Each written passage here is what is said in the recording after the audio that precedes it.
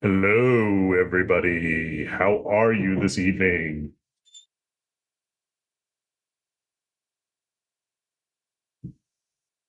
Are you having a good evening on this wonderful, wonderful night? Or whatever time of day it is. I'm streaming a little bit later than I usually do. I'm streaming a little bit later than I usually do. Why? Hamburgers. I got distracted by hamburgers. They were good hamburgers. Went to Five Guys. It was good. It was delicious. Hi, Chungo. How you doing?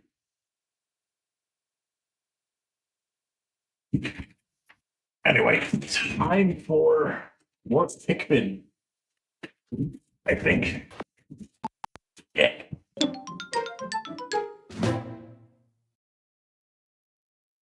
We will resume the Pikmin 2 post game.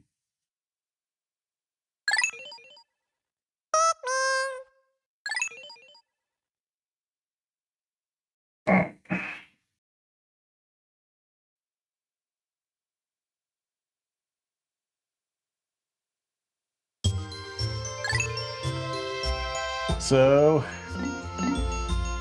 today's been relatively uneventful for the most part. My mom and I took Charlie over to get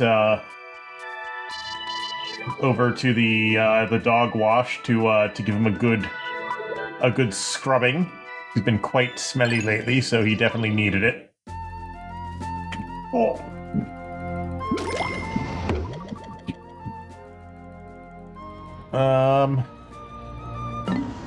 Let's see. Other than that, other than that, not a lot has been going on. Had Five Guys for dinner. It was good. I haven't had Five Guys in a long time. It tasted real good. Got a burger with bacon on it. The fries were really salty, though, for some reason. The fries were really, really salty. I don't know why. Also, for some reason, my mom decided to throw... I don't know, my mom kept throwing shade at the... For some reason, my mom kept throwing shade at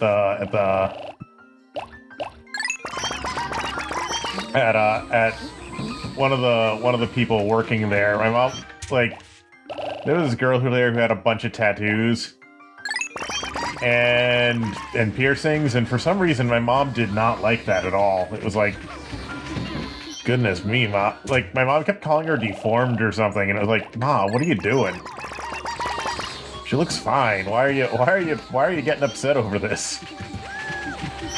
I don't know, it was weird.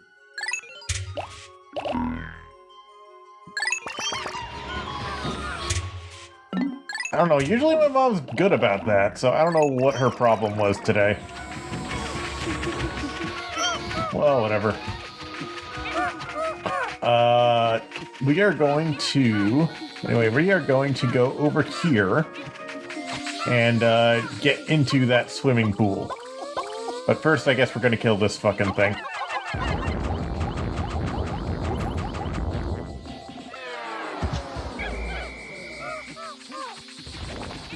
And then it just melted.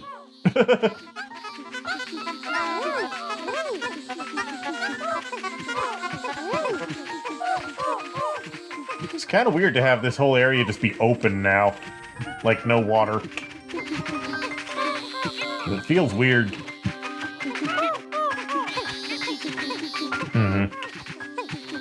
Has this shadow always been this pixelated? Of this cloud cover? Or tree cover or whatever? That's odd. Oh well. It's fine over here. It just looks really pixelated right here. Weird. Weird.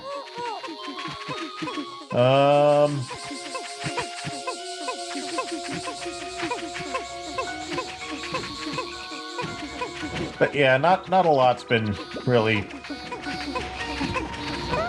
going on here lately.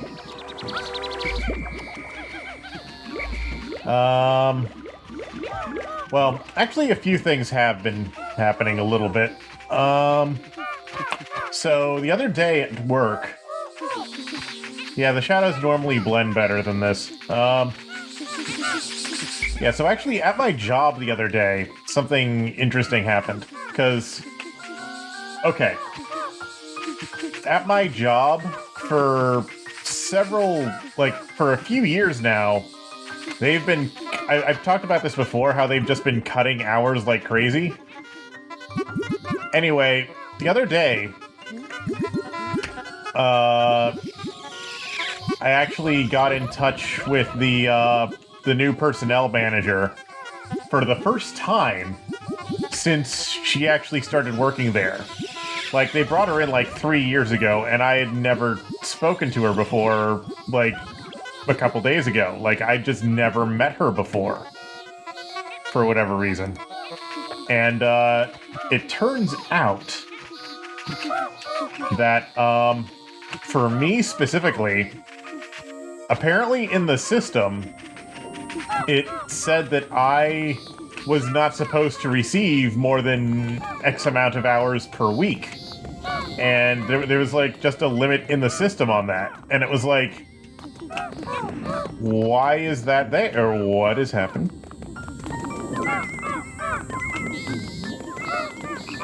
Interesting. What's going on over here? Yeah, there was just, like, a limit in the system on that. And I talked to the personnel manager and I didn't know until I talked to the personnel manager, because, like, okay, I've been asking for more hours for years, and whenever I asked about it, I just got stonewalled.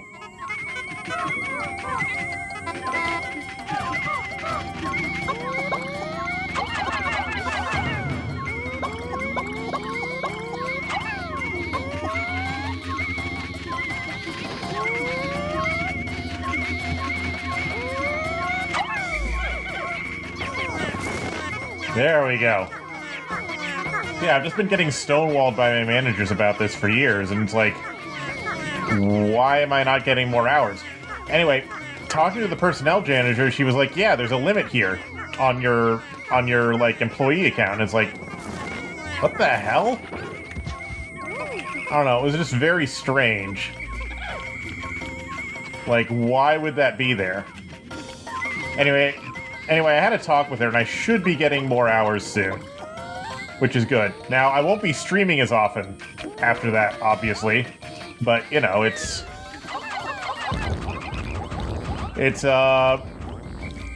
that's a small price to pay for having normal-ass work hours again.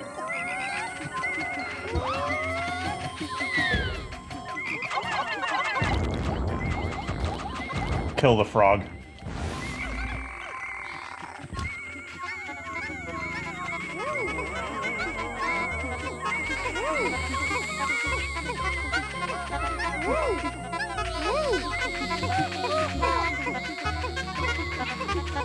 I see. Okay. Yeah, it'll be nice to have more hours again. I don't know why that limit was there, but theoretically, unless she was bullshitting me, that should be fixed now. I have no idea how that happened, Gummy. I have absolutely no idea.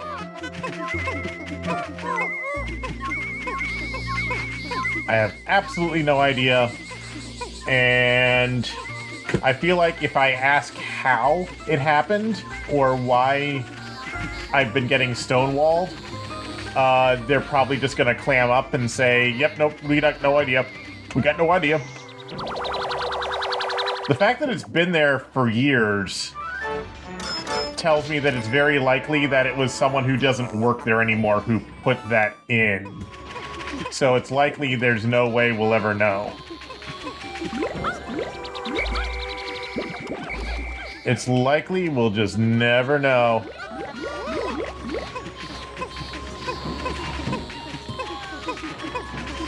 Where are you going? Okay, they're going to the Red Onion. Management, yeah. So we'll see how it goes. I am hopeful though. I am looking forward to actually having a schedule that makes a little bit more sense, hopefully. But yeah, it's something. I know I'll be able to make a little bit more money.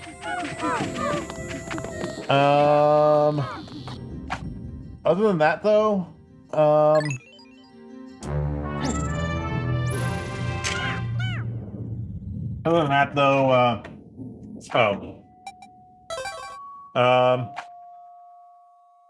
one thing that I found out recently, which is honestly a little bit disturbing to me, that I found out, and apparently this was like being kept hidden from me, is oh dearie me. Okay, this could be interesting. I'm gonna take out this blue one first.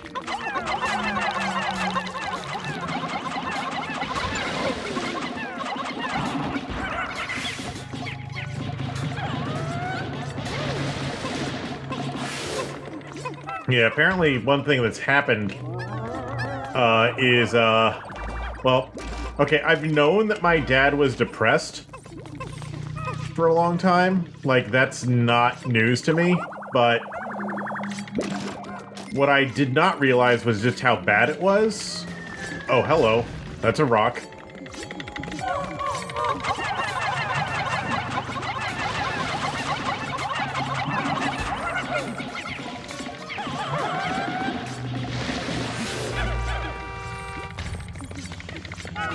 Okay, one thing that I did not realize is just how bad it was. Apparently my dad's been getting, like,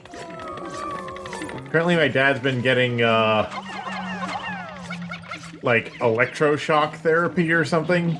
Like, they've been putting electrodes on his head and zapping him in order to try and treat his depression. Like, it's that bad that he resorted to that. And that's disturbing, to say the least, that he would resort to that. Like, I didn't realize it. I didn't know it was that bad. And he'd been trying to hide it from me, too, because, like, I found out completely by accident that he was doing that. But, like, okay. Like, I knew he was depressed because, well, he's not good at making...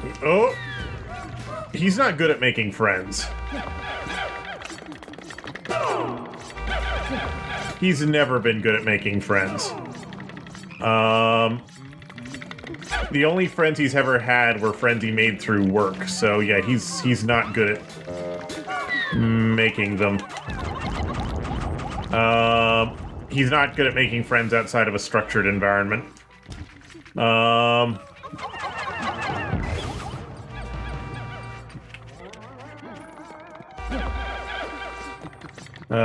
Poof. So, and, well, yeah, he is trying to get help, but, like, okay. Hi, Bubba, how you doing?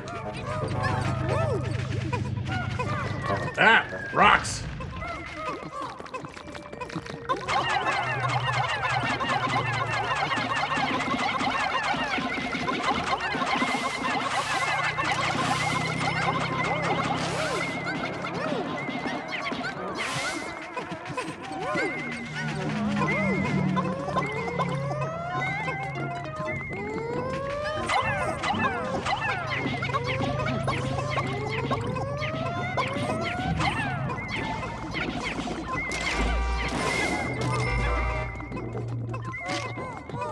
Yeah, but... Okay, so... Oh dear. We got an orange juicer. Nice. Worth 90 Pocos.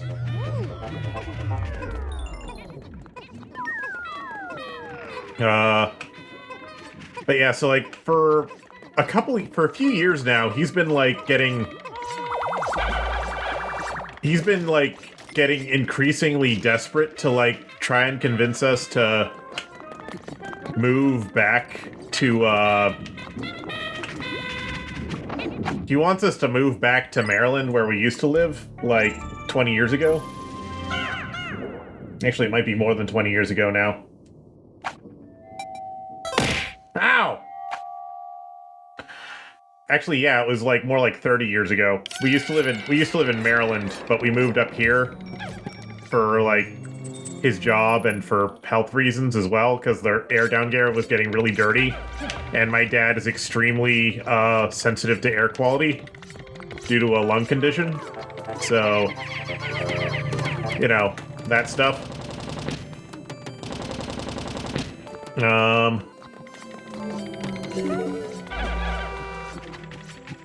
Yeah, so, but yeah, he wants to move. He's been talking about wanting to move back down there to be closer to family, because since he's not good at making friends, he usually resorts to hanging out with family, because family will always be available, is the idea. Like, family will not rocks. Family will be willing to put up with you no matter what.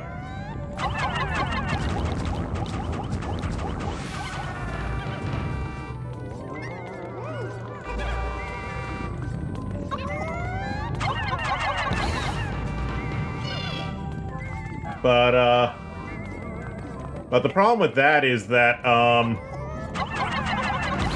the problem with that idea is that all of our family has moved, and none of them live there anymore. So his idea of moving back there to hang out with family doesn't work, because they don't live there anymore.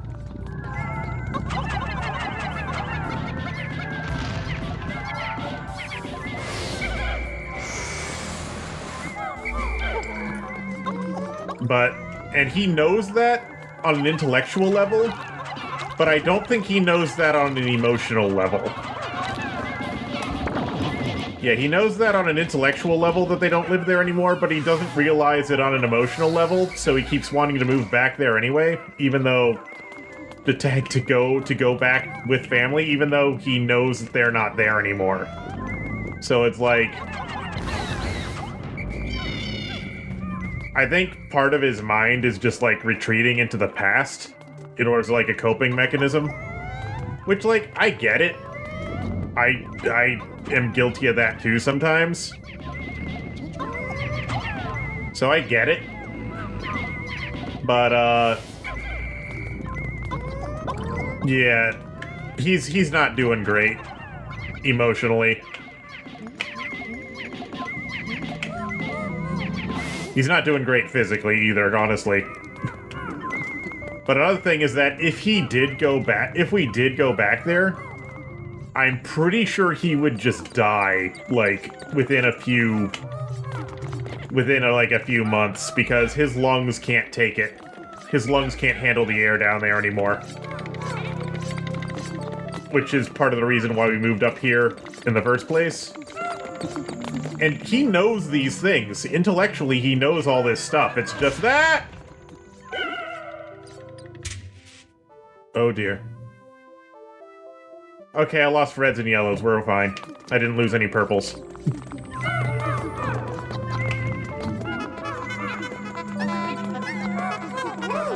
Yeah, he knows this on an intellectual level, but he does not realize this emotionally. So he keeps wanting to do it, even though he knows it isn't gonna work. And I get it. He wants to go back to how things were 30 years ago when he was happier.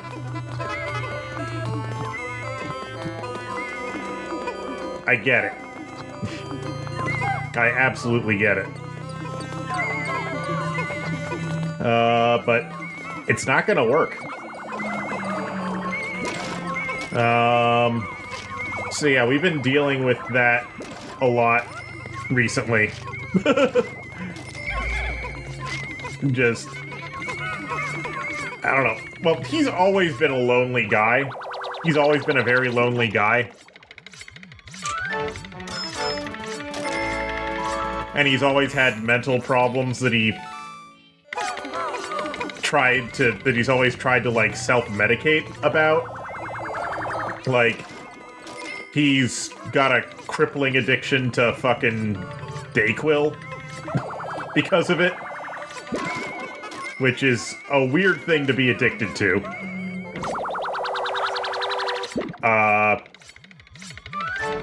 Because he swigs that stuff whenever he doesn't feel good. And, you know, he also just, like, he'll do anything if he thinks it'll make him feel better. Unless it's something that's, like, actually good for him, then he'll refuse to do it. He'll do anything to make himself feel better, except things that are actually good for him. Because the things that are actually good for him require effort. Like, actually, like, jogging and we're exercising his legs again, he doesn't want to do that, because walking hurts. Even though the reason walking hurts is because he doesn't do it. And he knows that, and he's not willing to do it.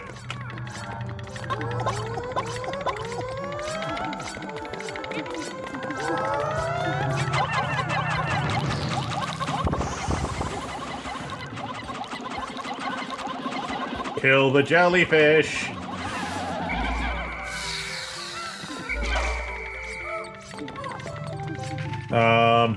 He knows this, it's just he's not willing to take the steps to fix it. Which I get. It is effort. Why are there so many fucking jellyfish?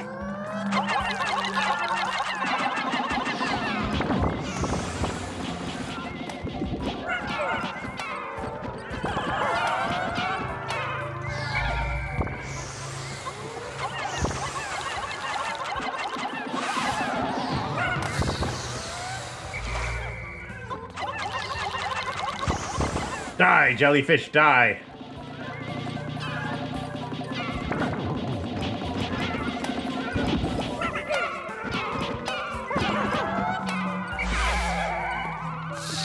Okay, got that done. So yeah, it's like...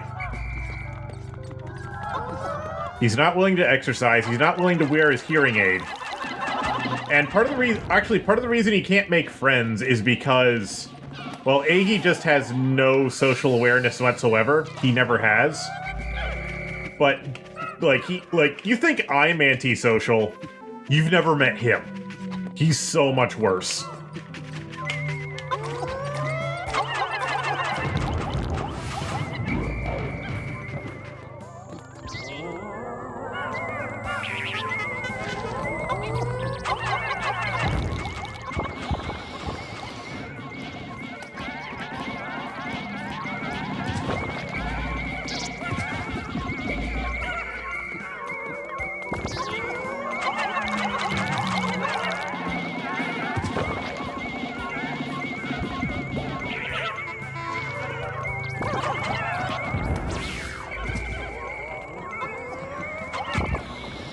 Oh.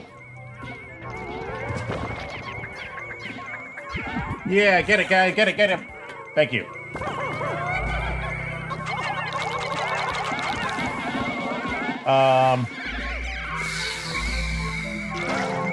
It was sucking me off, now it's dead. As it should be. I'm gonna need blues over there.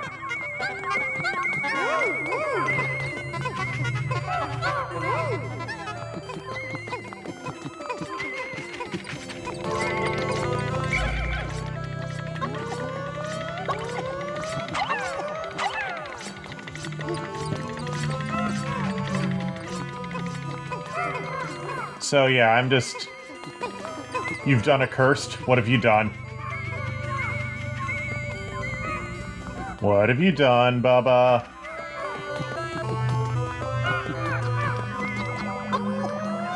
Okay, I think there's a treasure in the water there.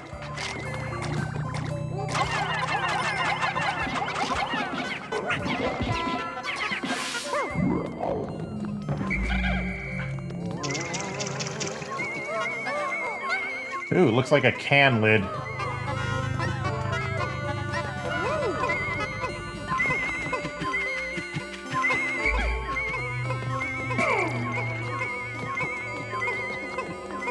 You're making you Magic the Gathering cards with Yu-Gi-Oh! Art.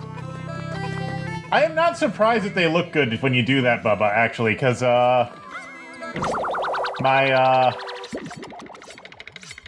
Actually, I think there's some Magic the Gathering cards which already do reuse Yu-Gi-Oh! Designs. Because I know there's one Magic the Gathering card that has the card art from Pot of Greed on it. Like, it's not exactly Pot of Greed, but you can tell it's Pot of Greed, okay? It has the same smile. Same exact smile on it. And its effect is that when you if you discard it, it lets you draw 2 cards. But it's a monster, so... Or whatever the Magic the Gathering equivalent of monsters is. You have no idea what card I'm referring to? Let me see if I can find it. Let me see if I can find it. Hold on.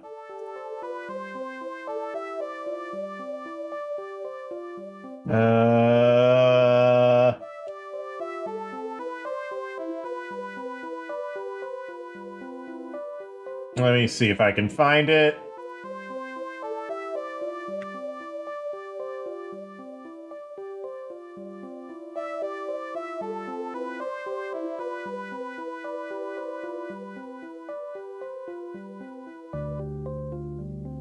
Actually, there's a couple of them. I think.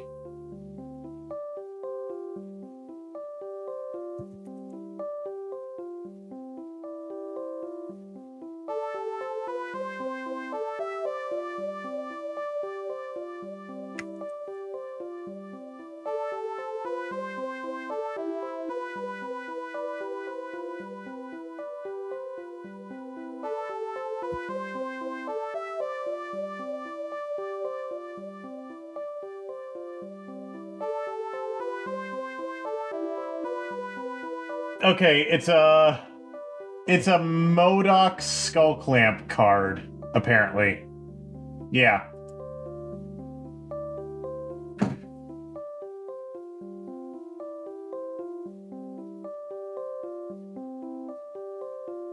If it's real, that is. Hold on, let me find it.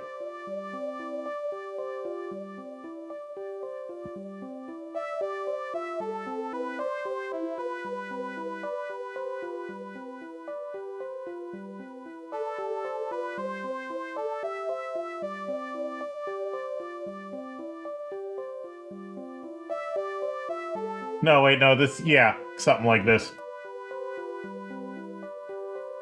Yeah.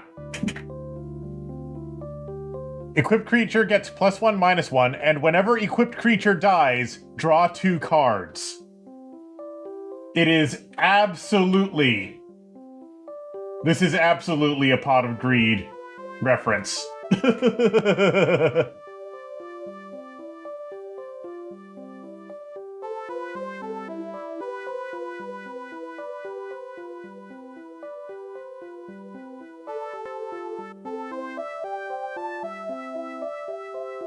Now, as is traditional and also, not only is this very obviously Pot of Greed, like, visually, but it's also very obviously, like, not only is this visually Pot of Greed, but look at its legality in different gameplay modes. It being banned in a fuck ton of modes is also very Pot of Greed-ish. Because Pot of Greed is banned in a bunch of modes too, if you'll recall, in Yu-Gi-Oh! Because it gives you so much draw. Okay, fair enough. Banned and not legal are two different terms? Okay. But, okay. Pot of Greed, if you'll recall, is either banned or limited in several Yu-Gi-Oh! Modes because it basically shrinks your deck and gives you card draw, which is extremely powerful. So, I don't know the difference between those terms, but yeah. Yeah, Pot of Greed. It's Pot of Greed.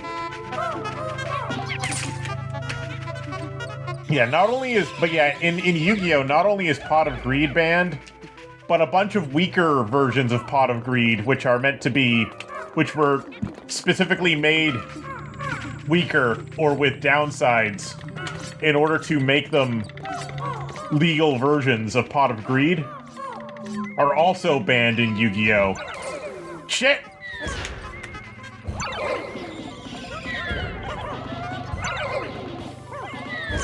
I was not expecting frog.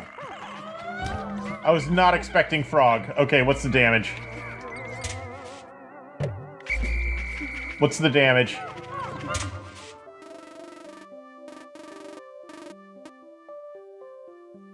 Okay, I lost one purple. I can live with that. Okay. Yeah, we're at the point. So we are. So this is this area is not technically a post-game area. We are in the post-game, but this is not technically a post-game area. But the latter half of this game is very much unfair in dungeons. Like, they will just, like, drop bullshit on you because they can. Because fuck you. It's just how this game works.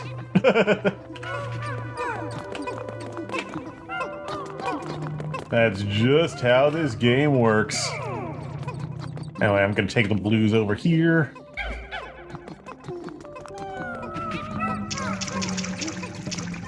The latter half of this game was made by Little Timmy, yes.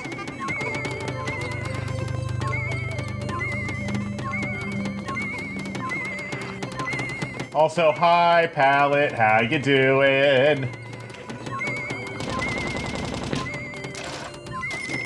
Sorry, I've just spent like the first half hour of the stream just ranting about my father.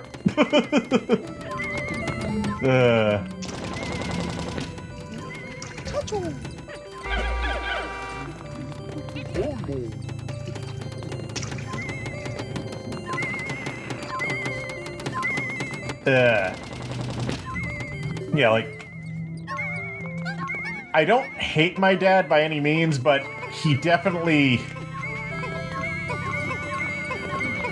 is exhausting to deal with just because he has all these mental problems and he's not willing to deal with them properly. Like,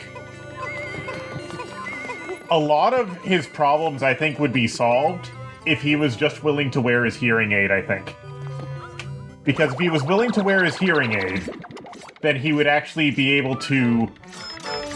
If he was actually willing to wear his hearing aid, then he would actually be able to socialize with other people, and he would notice when other people are socializing with him. But he refuses to wear it because he finds it vaguely uncomfortable, and as a result of that, he never socializes with anybody because he cannot hear them talking to him. people keep trying to socialize with him and befriend with him, and he cannot notice because he cannot hear them. Also, he spends all of his time looking at his fucking phone. Like, I don't think he realizes how much of his time he spends looking at his phone.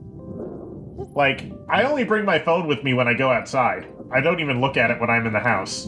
But he is always staring at his phone and doing nothing else.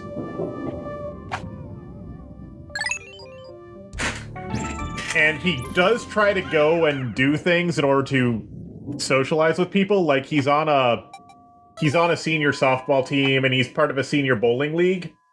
But he doesn't know a single thing about anyone else in those groups, and he never spends time with them outside of the thing.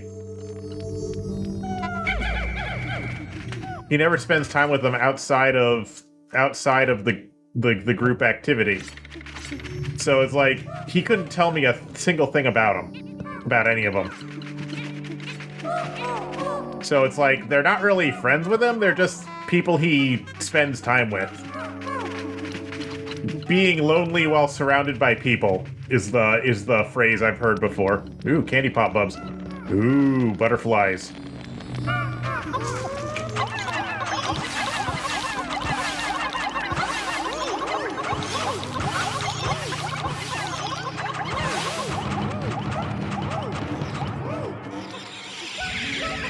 Yeah, let's get some nectar.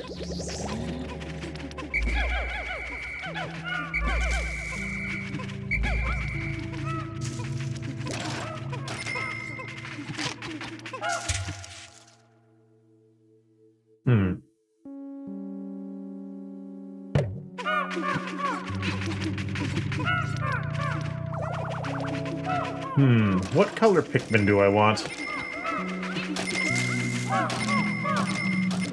What color of Pikmin do I want tonight, chat?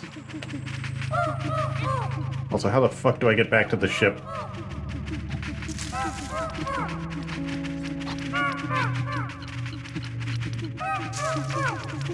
Yeah. I would love orange Pikmin if orange Pikmin were a thing in this game, but they're not. Yeah, I think blue would be correct, because right now I have... I don't have a small amount of blues, but... You know what, I think I'll sacrifice 2 reds. One for yellow, one for blue. That'll work. So, orange Pikmin are not a thing in Pikmin Gummy, but I like to imagine that if there was an orange Pikmin, it would be like a hyper-alert, hyperactive Pikmin. Kind of like how the orange Bulborbs are the hyper-alert, hyperactive Bulborbs.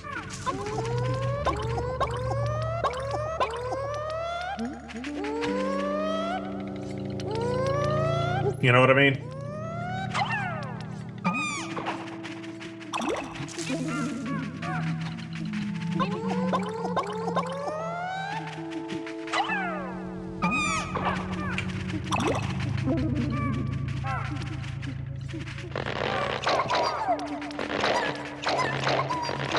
But yeah, they do keep adding new species of Pikmin with each Pikmin game. So, like, the first Pikmin game only had 3 Pikmin kinds, red, blue, and yellow. This game, Pikmin 2, adds... I forgot I had the Pluckaphone. This game, Pikmin 2, adds the purple and white Pikmin. Oh shit, there's water here. There's water here, okay. Yeah, this game adds the purple and white Pikmin. And then, the third game adds, like...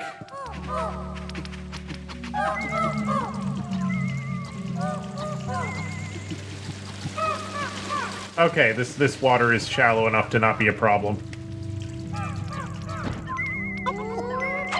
Look. I get nervous, okay? We have acquired the weed leaf. We've acquired the cannabis.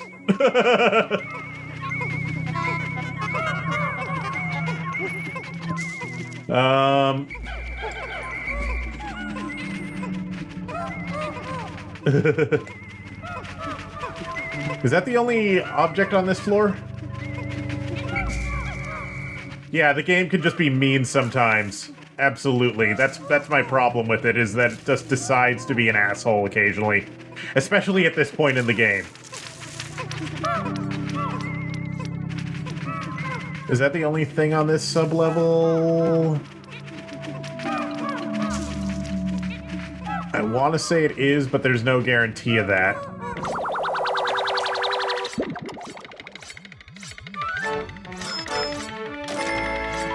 Only worth 10 Pocos. Okay, yep, that was it. The weed leaf was the only treasure on this sub-level. Cool, let's get out of here.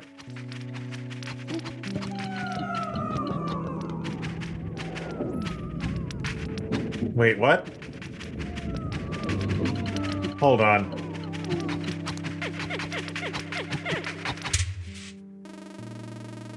Oh, that was a geyser. Okay, I was confused. I was confused. I mean, it is interesting what they decide not to collect in this game sometimes.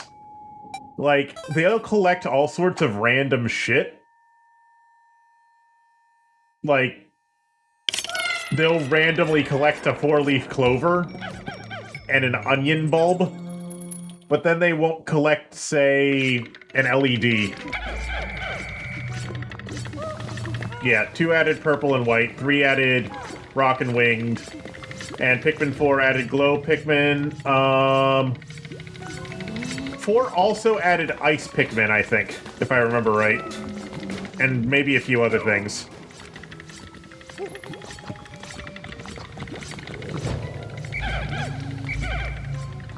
I don't know if Hey Pikmin added anything.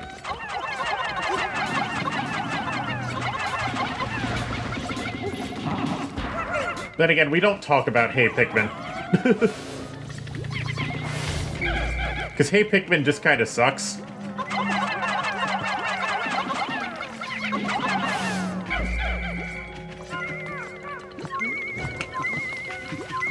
This is gonna suck. I can smell it.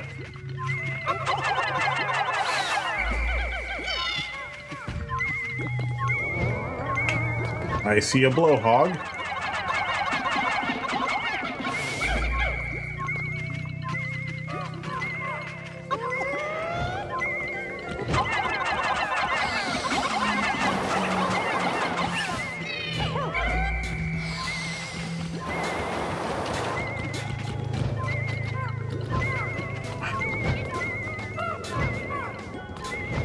Okay, that's a red blowhog, so fire.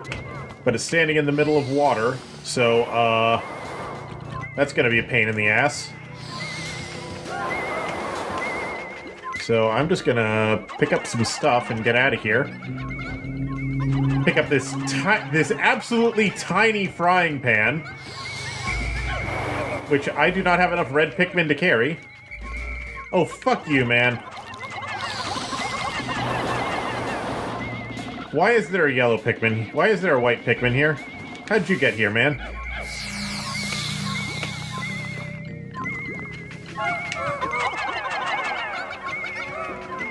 How'd you get here?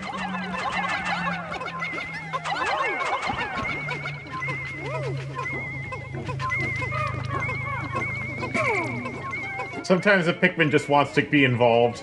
I get it. Sometimes he just wants to come along for the ride. I get it.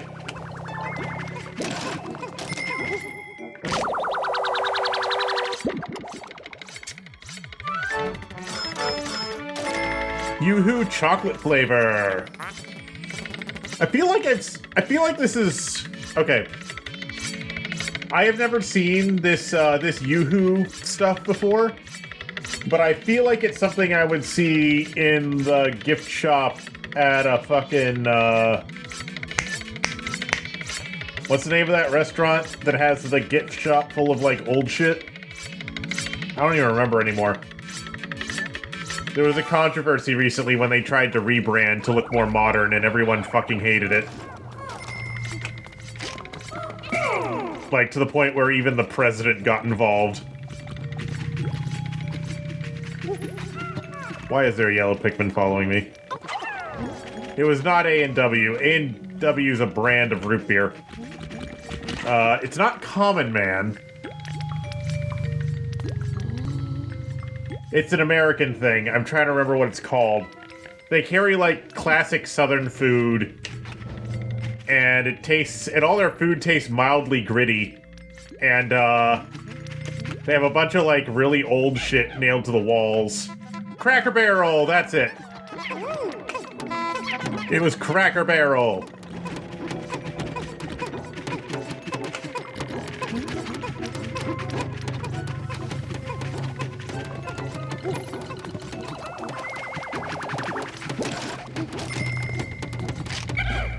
Thank you, Pallet. You know, I haven't actually been to Cracker Barrel in years. And quite frankly, I never liked their food, so I have no intention of going there either. But they have a decent atmosphere.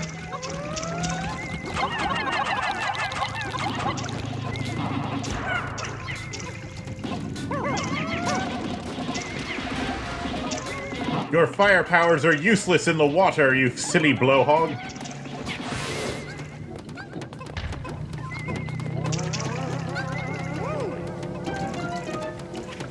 Yeah, the logo wasn't, like, abominable or anything, it just wasn't great. And also, just from a branding perspective, it did not make sense for a restaurant whose whole theme is, like, retro shit to do that, is all. Also, that frying pan was weirdly small. Because, like, each of these like, Olimar is 1 inch tall. Olimar is 1 inch tall, so that frying pan could have only been, like, 4 or 5 inches wide. So it was too small. It was way too small. What's over here? If anything.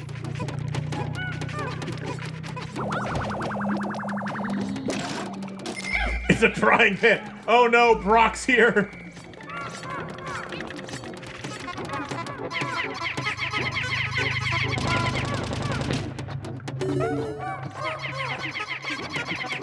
There's not really a point to opening up this path, but I'm gonna do it anyway. Single egg frying pans? Yeah, that looks about right. Oh yeah, the new Patreon logo fucking sucks, dude. But, I mean, a lot of new logos suck. Like, the new like, when they changed DeviantArt's logo several years ago to just be, like, 2, like, shapes. Like, 2 they just changed it to, like, 2 triangles or some shit. That logo sucked. They ruined the Patreon logo twice. Yes, they made it bad and then they made it worse. A lot of it is just like the modern obsession with flat design, I think, is part of the problem. Obsession might be the wrong word, but you know what I mean. They like, a lot of companies like doing flat design now. Well, okay, DeviantArt has a lot of problems, and, their new logo is the least of their problems. The real problem is... Okay, part of the big problem with DeviantArt these days is just that they're owned by Wix now.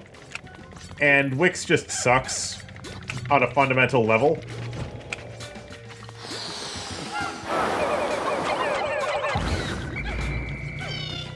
Just because of what they are. Like, Wix's whole thing is they sell shitty web design tools that's supposed to make web development easier, but they also make your website look really generic, and also they also make your website really inefficient.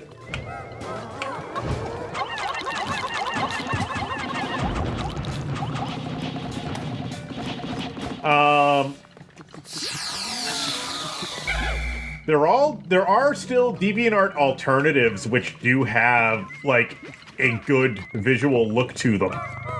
There are still DeviantArt alternatives that still look good. Also that, too, Wix isn't actually interested in DeviantArt at all. They just wanted DeviantArt as an advertisement for their web design business. So they recreated DeviantArt's interface with their tools. And, yeah, that's it.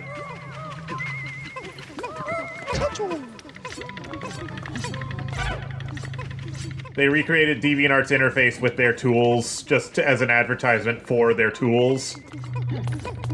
Like, I'm not sure why Wix even bought DeviantArt, because they have no interest in maintaining the website as a community or whatever, because the whole draw of DeviantArt is its community. And I guess what they thought they could do... I guess what they thought they could do is they thought they could use... they could, like, convert DeviantArt customers into Wix customers, maybe? But, like... I don't think anyone who uses DeviantArt was particularly interested in their web design tools, so I don't know how that's supposed to work. Especially since DeviantArt actually used to have a scripting system for making your own, like...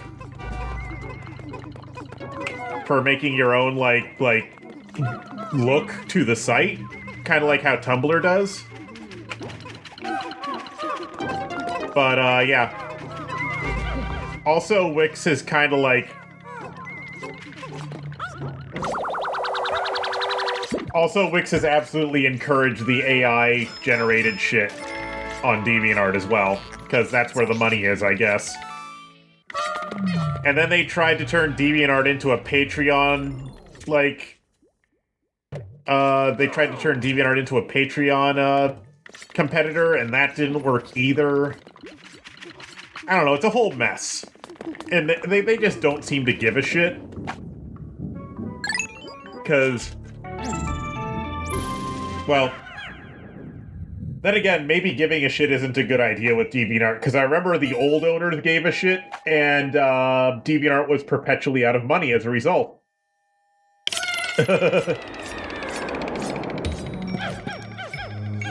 Nobody, like, the old owners did give a shit, and DeviantArt was constantly on the verge of bankruptcy. Ah, shit.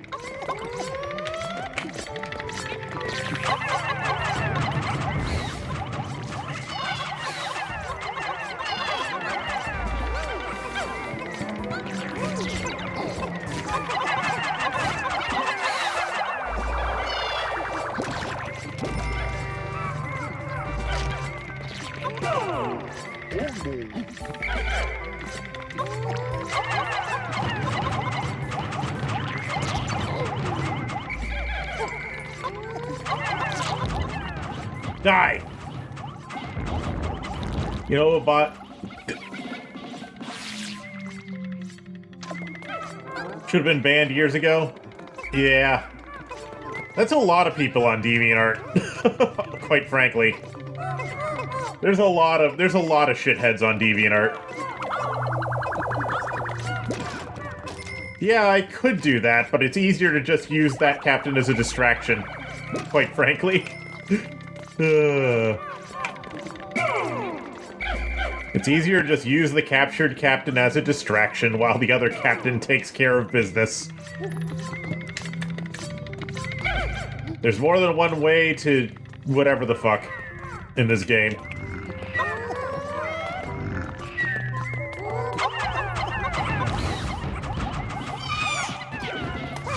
No!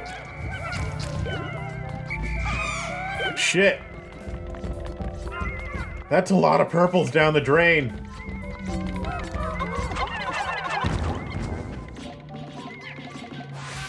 For some reason, they did not stun him.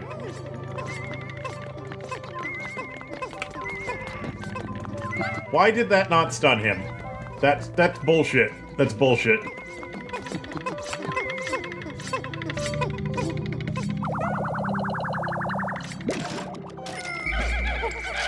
You were using DeviantArt until they discontinued the mobile app? I get it. I'm gonna be honest, I've never been a fan of websites having mobile interfaces, because they kinda always sucked.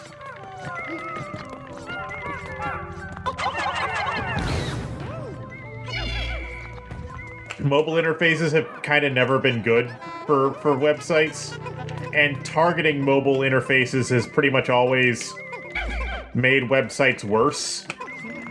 Like, all the, like, Twitter and Tumblr and all those places definitely all became worse when they started targeting mobile first. You know what I mean? Rubber duck. Bubber ducky bubber ducky bubber duck. Bubber ducky bubber ducky bubber duck.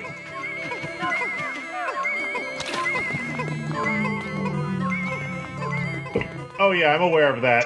I'm aware of that bug palette. I've encountered it many times. I mean, I guess that's true, Chungo, but I think it would have been better if they just made the website more efficient to the point where it could just run on your phone normally, than rather than needing a fucking app.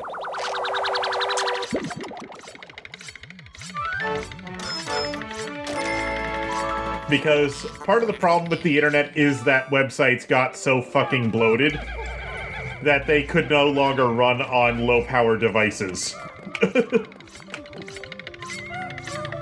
Old DeviantArt needed an app? I guess.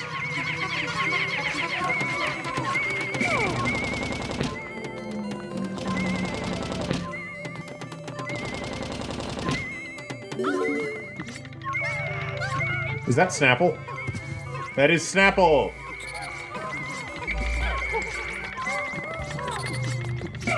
Okay, yellow Pikmin, go!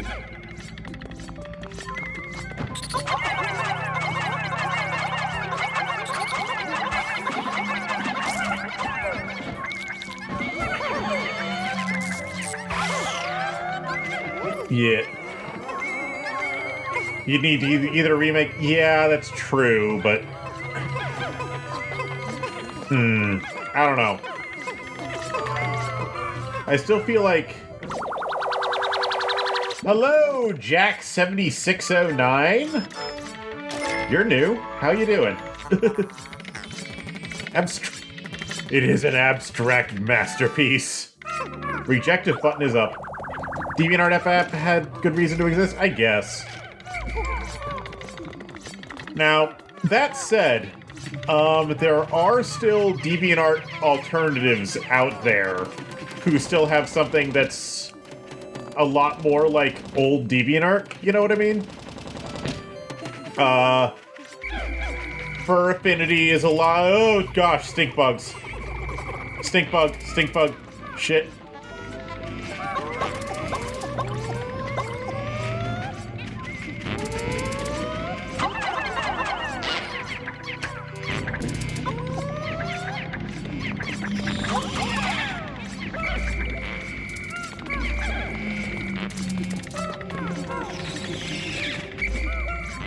I didn't tell you to drink that.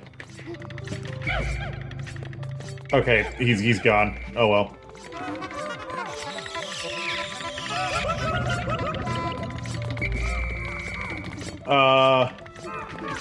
But yeah, like, Fur Affinity still has a pretty good user interface. Pixiv has gotten significantly better over the years. Like, Pixiv used to suck, but now they're actually okay.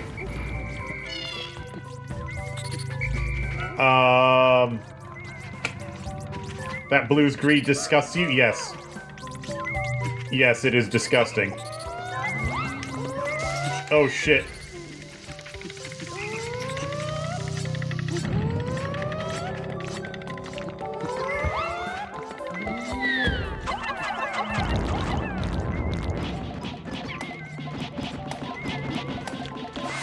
Frog is dead.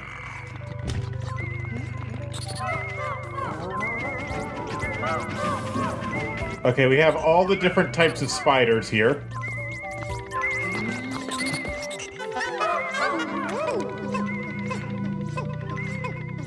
Yeah, Pixiv isn't perfect, but Pixiv is... It's not perfect, but it's significantly better than it was, like, 10 years ago. It's significantly better than it was 10 years ago. I'll put it that way.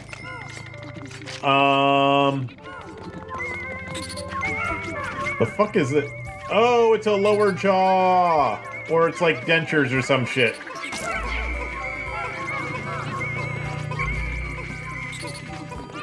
Nice. Furfinity being a dedicated furry site hampers adoption. That's... yeah, it does, but quite frankly, I think that does also work to its advantage. Because... one of the things that leads to enshittification is if the site gets too big. If it gets too big, then suddenly there is demand for shit. Suddenly people get involved who want growth once it gets big enough, and then things go to shit. So, being more specialized does help. And Furfinity is not the only more specialized site, like... Okay, I don't know, like... I'm not going to recommend anyone here go there, but, Ika's Portal is also a really good alternative to DeviantArt for specialized content. We'll put it that way. Specialized content.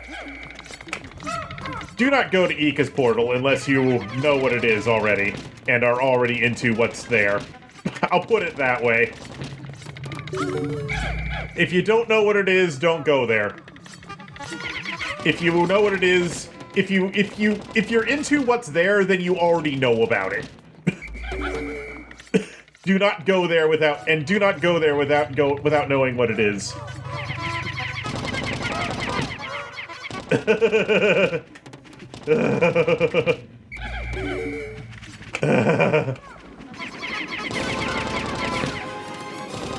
Oh, that's a big boy.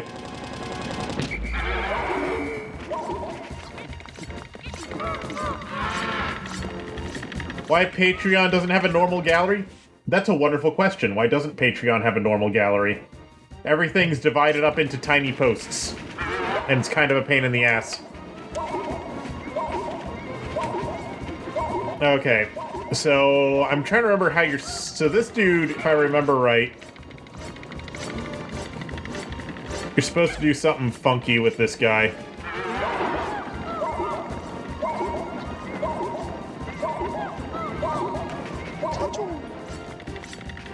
Yeah, I remember now. I remember now. You know what else is a pain in the ass, Bubba?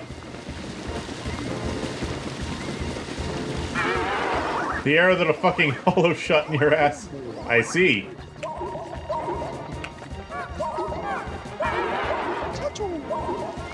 Nope, pay attention. Eyes on me, big boy. Eyes on me.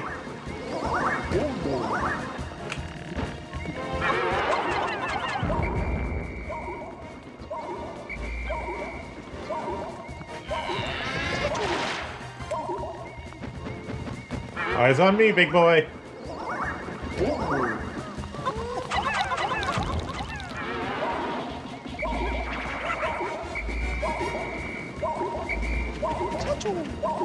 Nope, eyes on me. Eyes over here.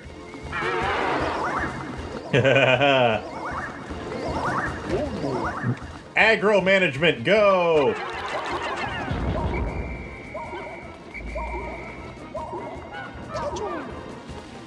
This guy's actually pretty weak.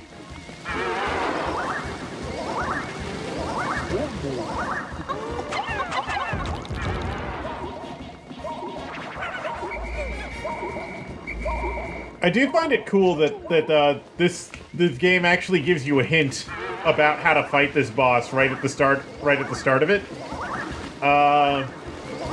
When I first prepared to go into this cave, the ship was like, hey, you should learn about dividing up your work for better teamwork. And it's like, okay, yeah.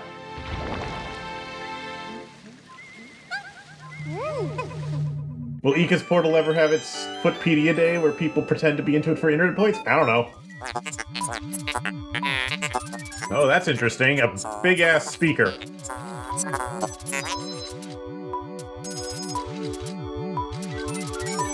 If you rapidly switch, you will get confused. That makes sense. It appears to be coated in slime. Are you sure you want to collect it? Yes. Hi, Bubba's doggo.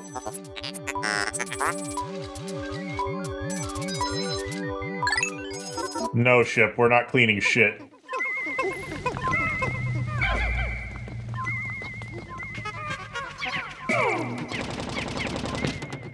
Also, I am actually surprised that Chungo knows what Ika's portal is. This information surprises me for some reason. I don't know why it surprises me, but it does.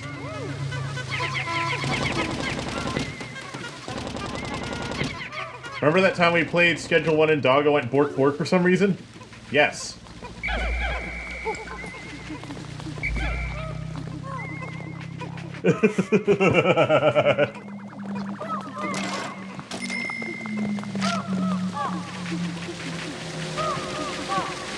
Oh, there's another treasure down here. Oh wait, no, is it just the... Okay, they hadn't deposited the speaker yet. The E621, yeah, E621's another one, but E62. The thing about E621 is E621 is a Buru, not a gallery site. They're very similar. They're extremely similar, but they're not quite the same. Amplified amplifier, yes. We got a speaker code.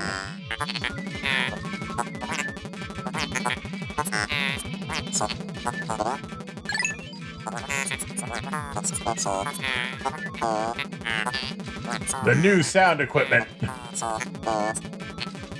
I've upgraded my audio equipment.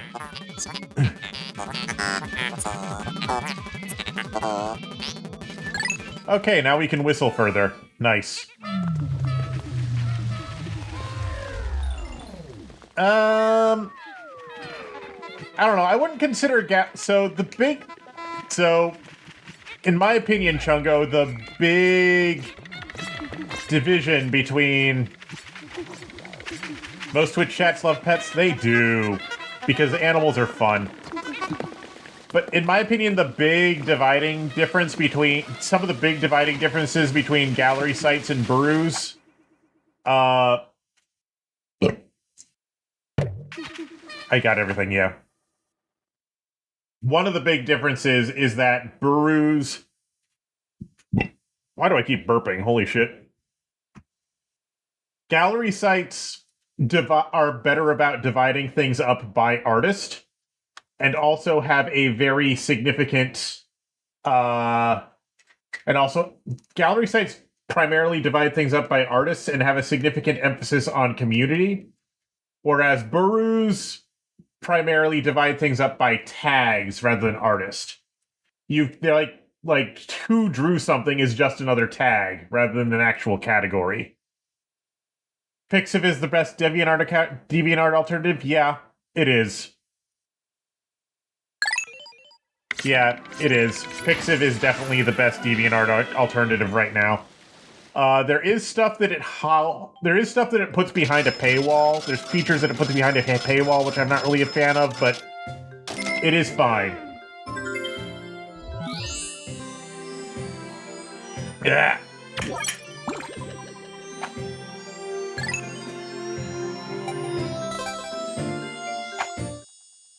Anyway.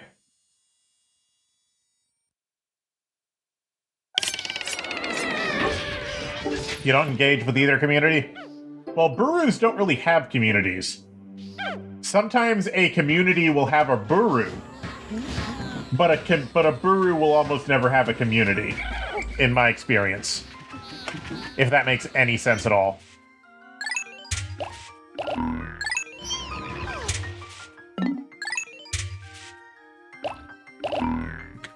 When you join a Patreon, it's hard to actually receive or enjoy older content. Yeah, that's true, because everything's divided up into individual posts on Patreon, and also, on Patreon, posts take fucking forever to load for some reason. I have no idea why.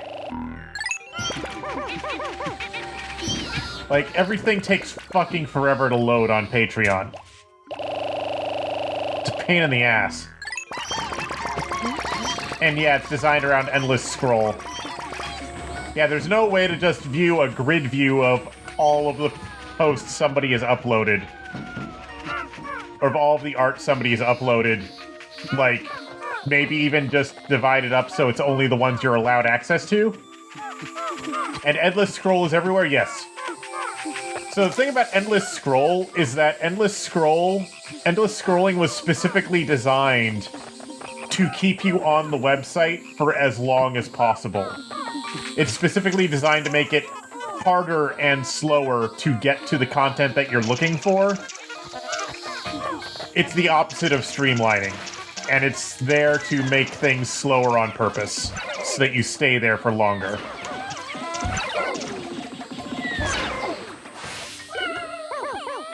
So, if it's slowing down your attempt at getting to the content you want, then it is working as intended.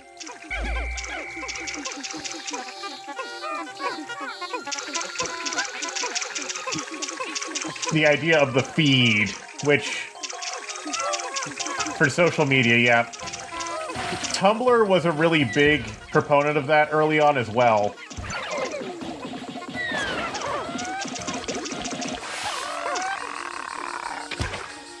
Which was a pain in the ass.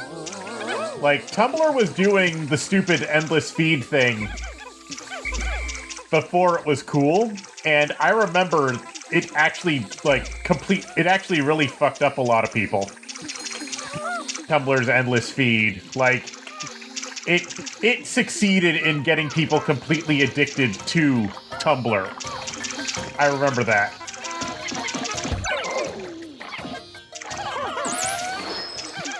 Like, I remember my friend Luna used to just spend several hours every day just scrolling Tumblr. Like, doing nothing else. Like, completely ignoring everything else.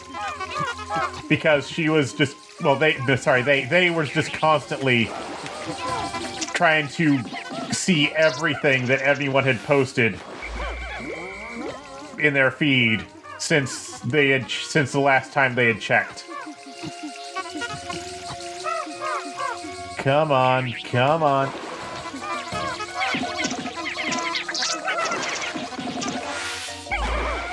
And yeah, it was bullshit. It was very bullshit. Ah, shit.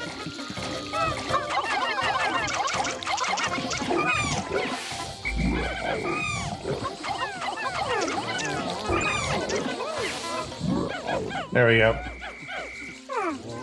Okay, we're gonna try to do this stupid puzzle.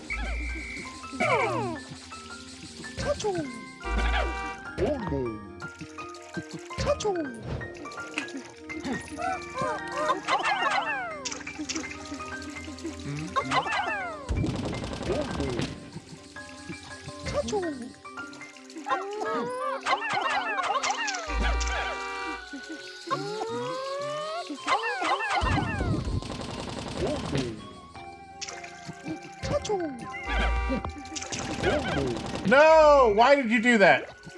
Fuck. Stupid puzzle. I hate this puzzle. It's so finicky and fiddly.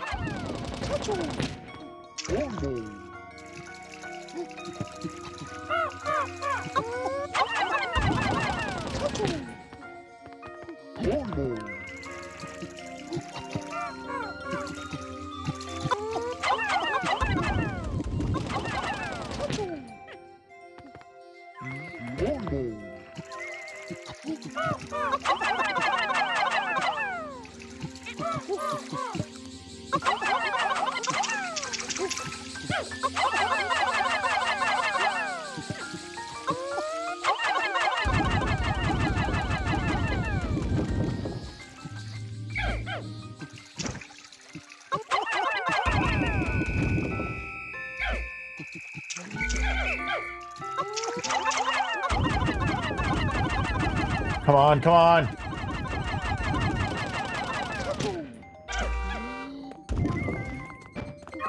How many do I even need to carry this fucking thing? 20. Okay, we're good, we're good, we're good. Fuck, I hate that puzzle.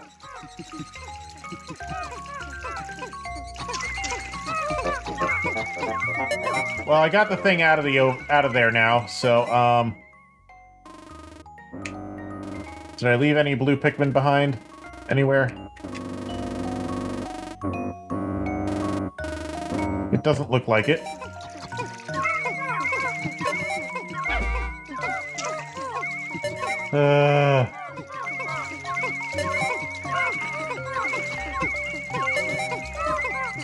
Where the fuck are they going? You know what? It's fine. It's fine.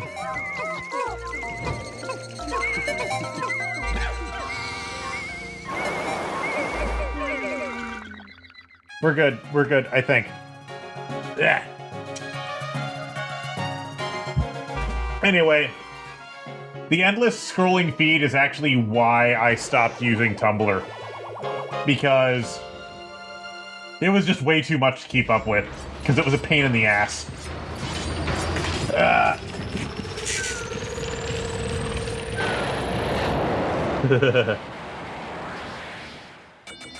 Yeah.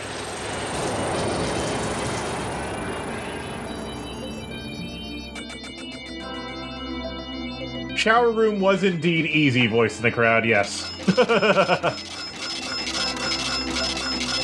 Well, mostly.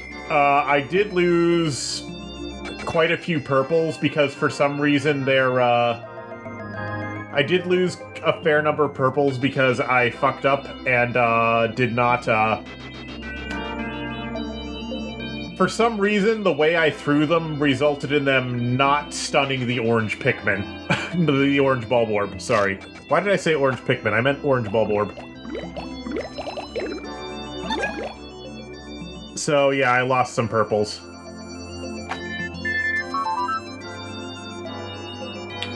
Also, the last time I really...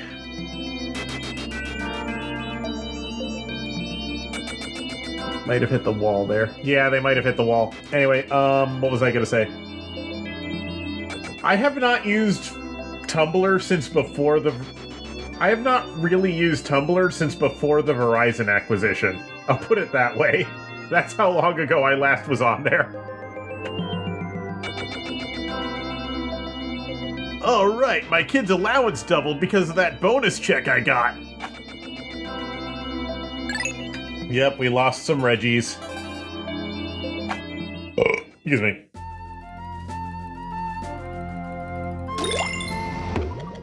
They will be missed. Their blood and their souls shall grease the wheels of capitalism. Anyway, we have 3 more things to grab in this area, and then we will move on to the final overworld area. The porn ban was what killed it, yeah. The porn ban was what killed it. Which, fun fact, the reason why Tumblr banned porn was because...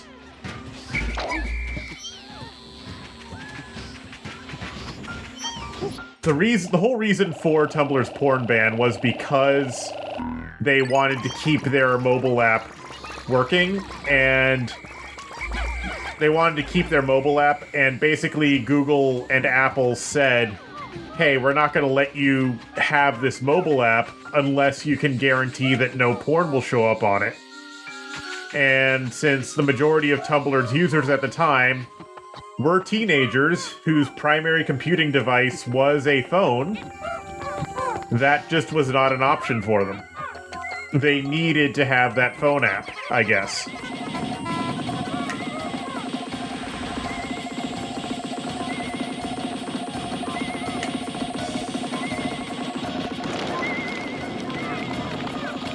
Because their target audience was primarily interested in phones. Was primarily using phones.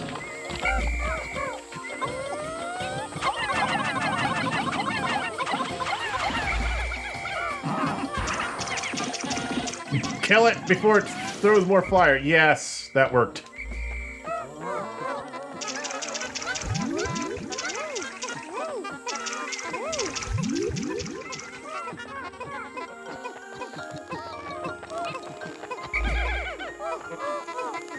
No, you stay there. You come with me. Hello, fuckface.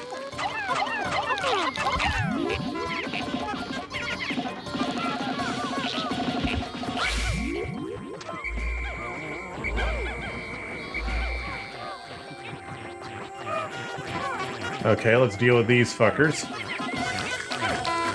These purple berries are going to come in useful, so I should probably collect some while we're still here.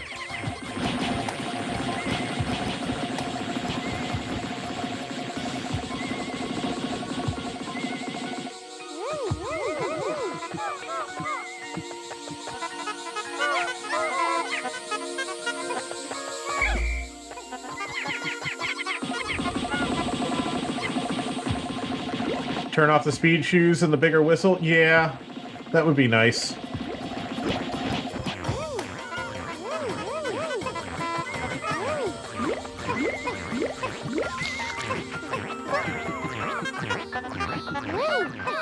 Anyway. Yes, we were going for that bolt. Another one of these fuckers.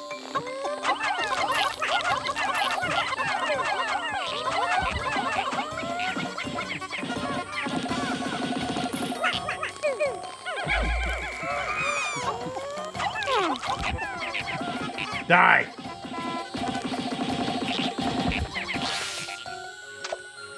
Only flower white Pikmin can even keep up with you? Yeah. Yeah, absolutely. However, thankfully, analog stick means that I don't have to be running full speed. Is what I say. Oh, okay, never mind, that's bullshit. There are only two speeds. None and 100%. So, never mind. Forget what I said. You can only run at full speed or not at all. So you have to keep stopping to wait. That's bullshit.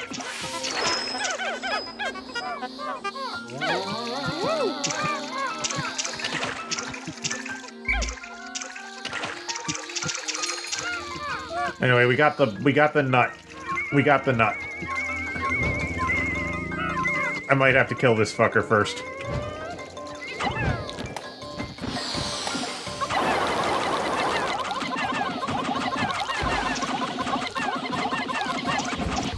Pikmin not supporting the full 360 degree. Well, no, they support all the angles. It supports all the angles, just not all of the vector lengths. That's all. It normalizes the vector length. The game normalizes the vector length of your distance. The game normalizes your speed.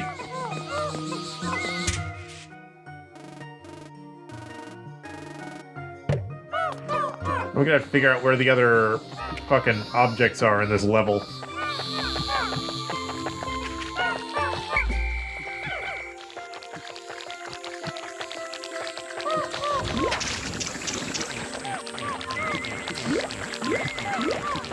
One of them's probably up there. Because I think there was one there in Pikmin 1. Because this is just a reused map from Pikmin 1 with, like, some minor changes.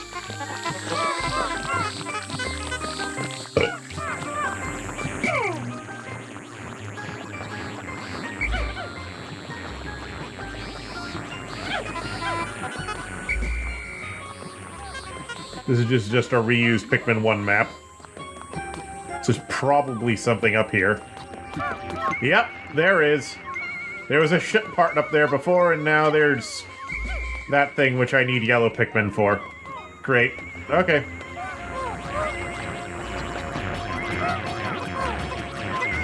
I think there's a few things I'll need yellow Pikmin for, actually.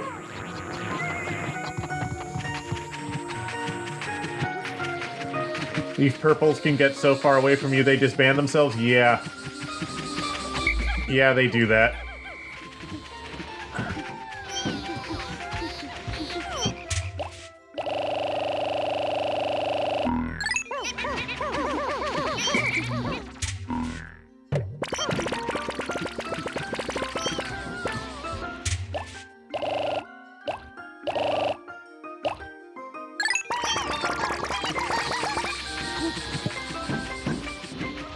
If you want an Alki animation, just make him run slow. Yeah, whatever. I think every Pikmin... Okay. Lanky Kong. Lanky Kong!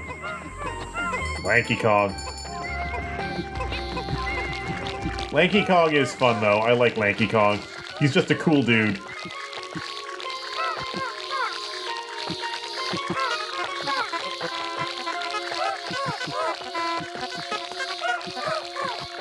Oh my goodness.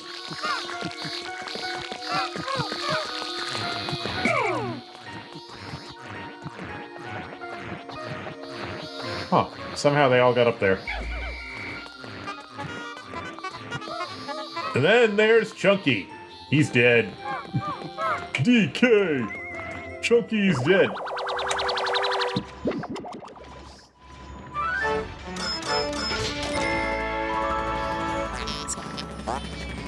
They actually modeled the threads on the inside. That's pretty cool.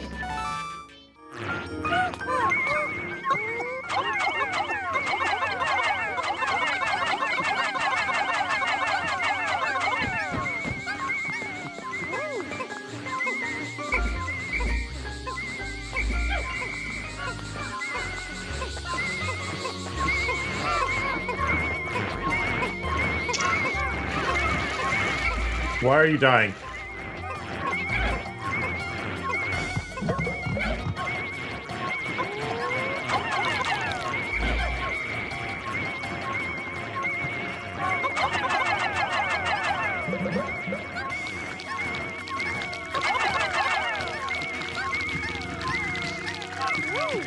Okay, then we have this thing.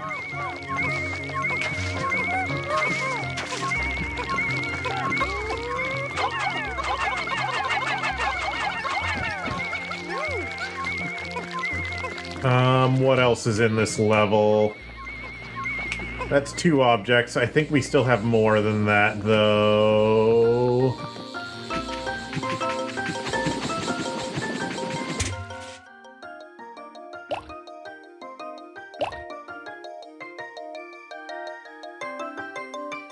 We have all of the upgrades. That's good.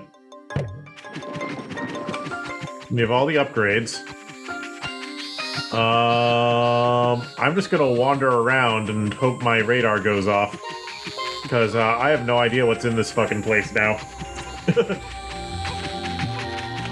Yes, I already got the buried onion back there. I think that was the first thing I grabbed here, actually. What's that?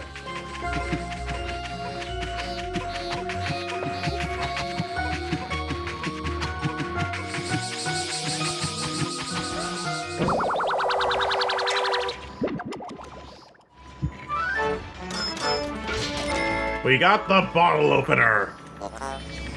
Impediment Scourge, yes. And the Vlasic.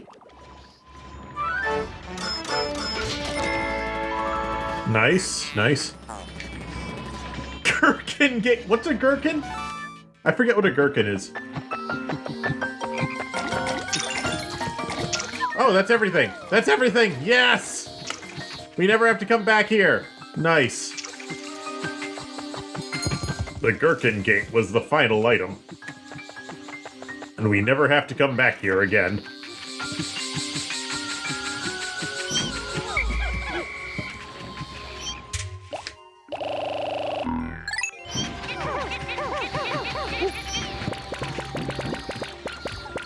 I guess I'll just grind for more fucking purple berries until the day ends.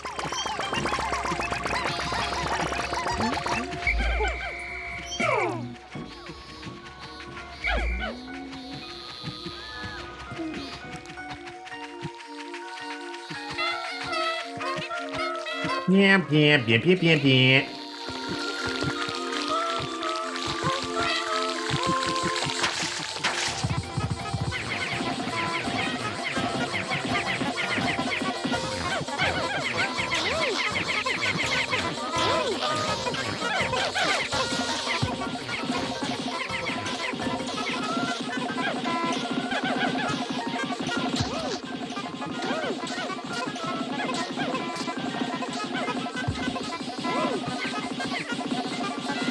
Because the purple berries are very... Because the purple spray is quite useful.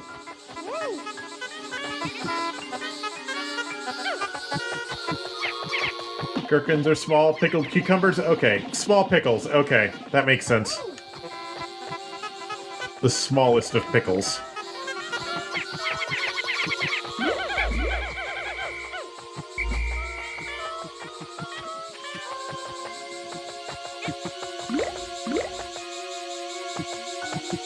Sprays are your games. Yes, sprays do help with the game's bullshit. Sprays do indeed help with the game's bullshit. Oof. Like the floor right before the... Yeah, that. That thing.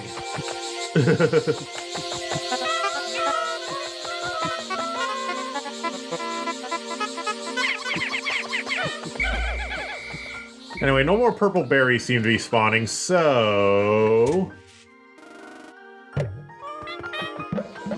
Wait. Speak of the devil and he shall appear, I guess.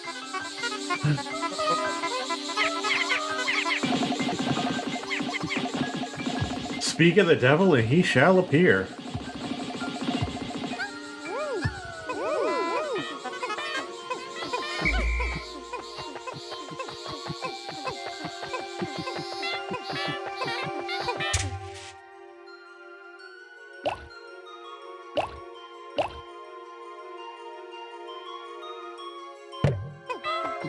Alright. Somehow Palpaberry returned. Somehow Palpaberry returned.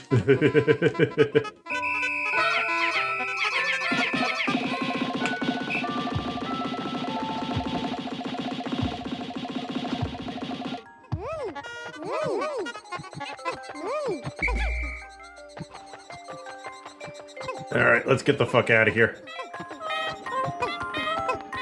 We have no more business in this place.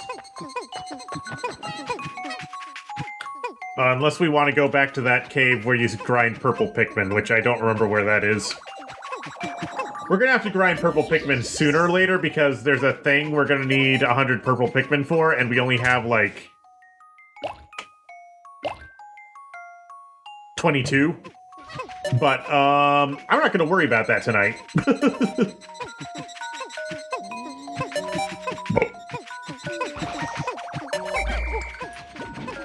I'm not gonna worry about that tonight.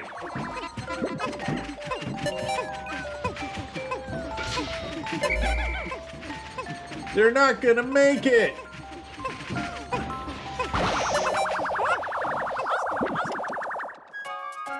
Oh well.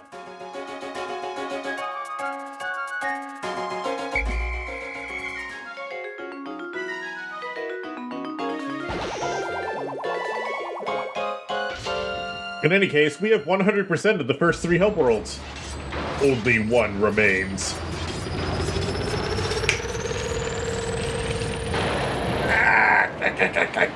Ow. Ow. Oh, sorry. Had to stretch a bit.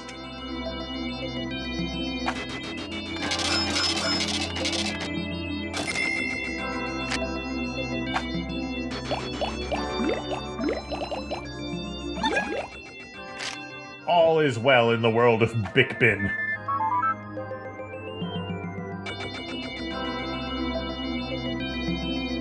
Oh dear, we're getting spam emails telling us to go to the Pikmin website. When you were a kid, you would go outside and make a little Pikmin... That's adorable! That's great. That's cute. That's really cute, Palette. Yeah. Excellent. We've got the shit. We've got all the shit. And today, we can go to the Wistful Wild. But before that, I'm gonna BRB for just a moment.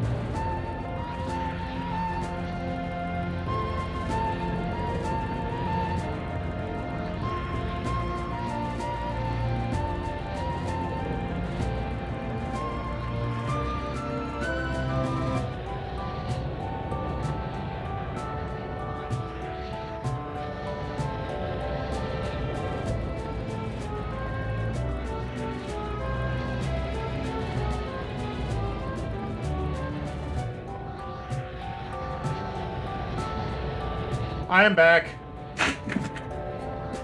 You made little You were afraid of Pikmin? Okay, I don't blame you for being afraid of Pikmin. The game is fucking terrifying when it wants to be. Especially to a child. And yes, I am back. I too was terrified of Pikmin as a child, quite frankly.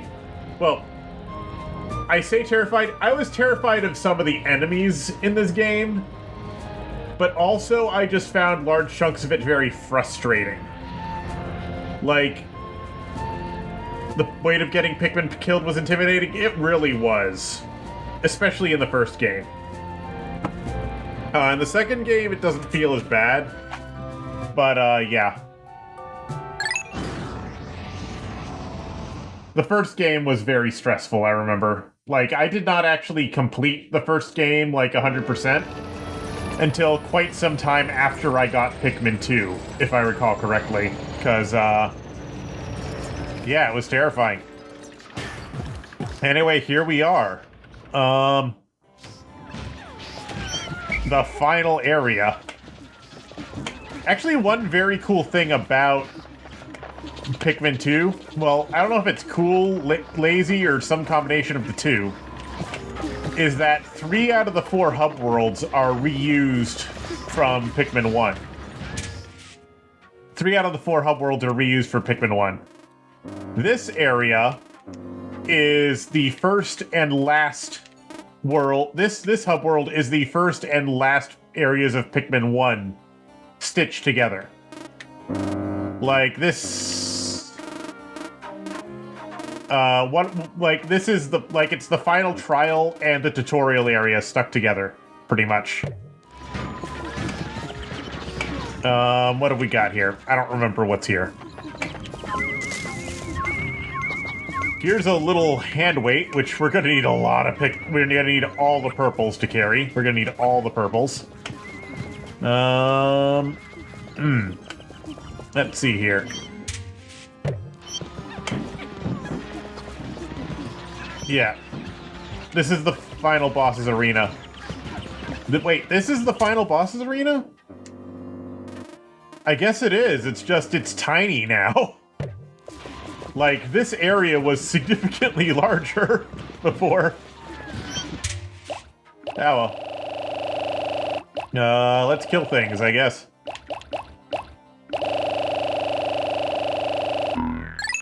Let's go kill shit.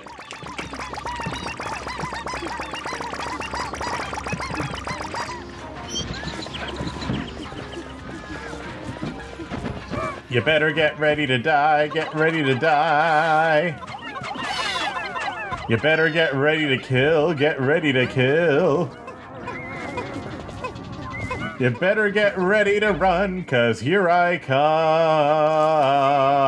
You better get ready to die. Yep, gonna need 1,000 Pikmins for that. Better get ready to die, get ready to die. Yeah, why not? I'll let them do this for once. If it'll make them happy.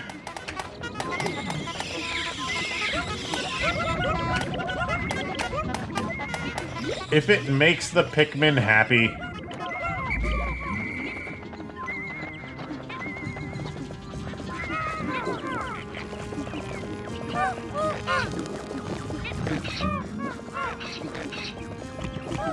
Shit.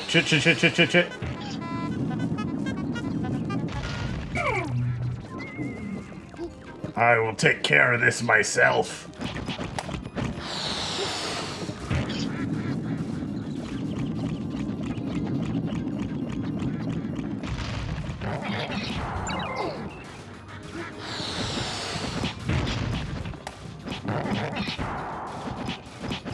Yes, I've allowed the Pikmin to promote themselves. What's in this cave?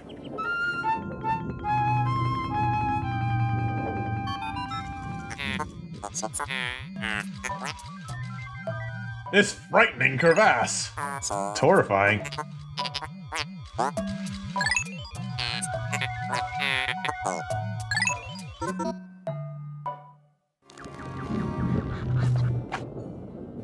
Okay, this is an everything cave. Good to know.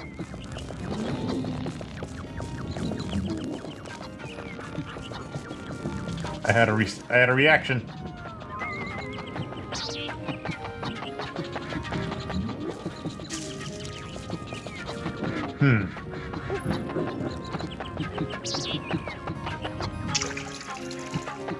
Interesting.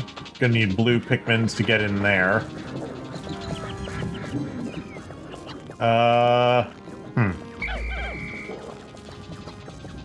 This area is a little bit maze-like. So, hello, asshole. Die. The other hub worlds had lots of wide open space. This one does not.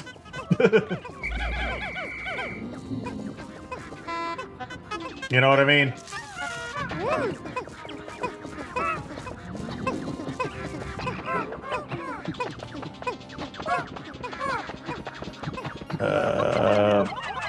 Spellborbs.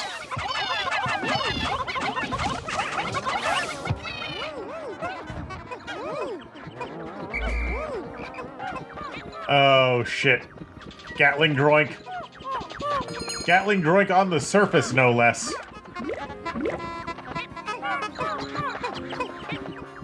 Yeah, we're gonna need blues over there. We're gonna need blues to unlock a few areas in this overworld. Should I do that first, or should I go in the cave first? Let's see.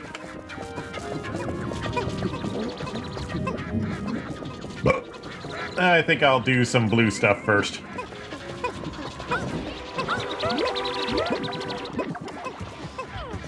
Snitch bugs still can't lift a purple Pikmin. Okay, that's actually a cool touch, which I kind of wish they did in this game. Not gonna lie. I think that would have worked well in this game, just as like a joke, if anything. But it also just makes sense from a lore perspective why they wouldn't be able to.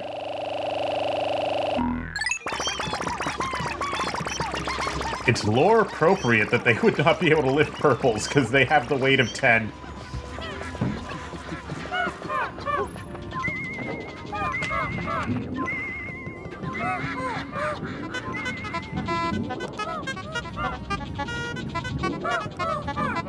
Well, purple Pikmin in this game are just overpowered as shit, is the thing. The fact that they made them even more overpowered in Pikmin 4 is kind of hilarious to me. But also, I think they're if I recall correctly, they're a completely optional type in Pikmin 4 as well, so... Like, they make it really hard to unlock purple Pikmin in Pikmin 4. Like, you have to complete that weird dungeon. Their power is balanced in 4? Yeah, I figured, especially since you also have other Pikmin types in 4, like Rock Pikmin, which... Rock Pikmin were originally from 3. They were like 3's version of purple Pikmin in terms of being overpowered, if I remember right. I don't know, it's been a long time since I've played 3 or 4, to be honest. And actually, I've never beaten 3. So, after I beat 2, I'm actually going to look forward to playing Pikmin 3, like, properly for the first time, I think. Let's break this water barrier real quick.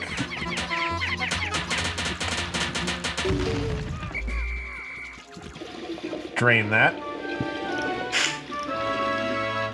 Rock Pikmin to do... Yeah, I don't know when that's going to be, though. I have a couple other games I want to do before I do Pikmin 3.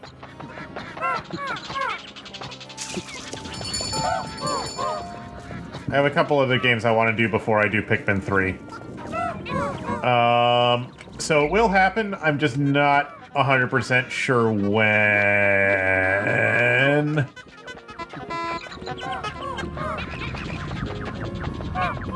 Hello, evil fucking thing.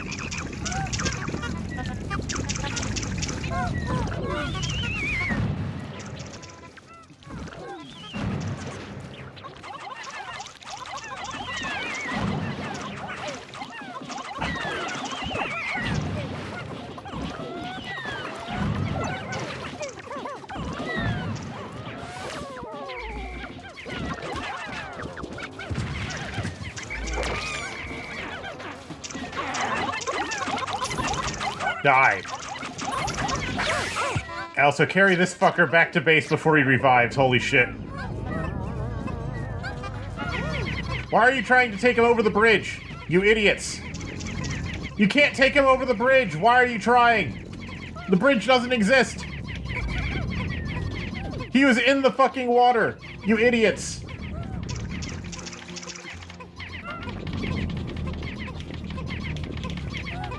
Honestly, I think I'm probably gonna do Shadow the Hedgehog before I do...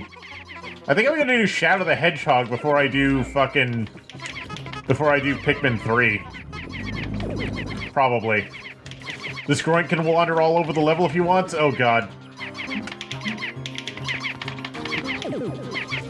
He's gonna wake up! He's gonna wake up! Come on! He's going to wake up, Pikmin! He's going to wake up!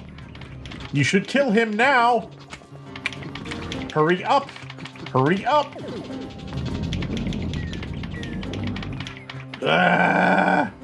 If only he'd been in the water when he died, so they would have just carried him to the other side. Jeez Louise. He's waking up! He's going to wake up! Come on!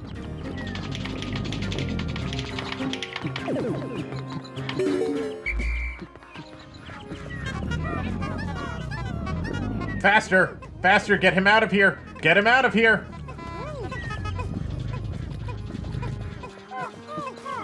He's about to wake up!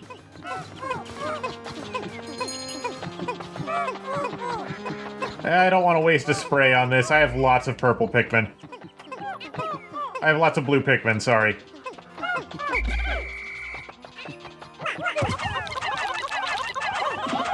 We'll just kill him again. We can just kill him again.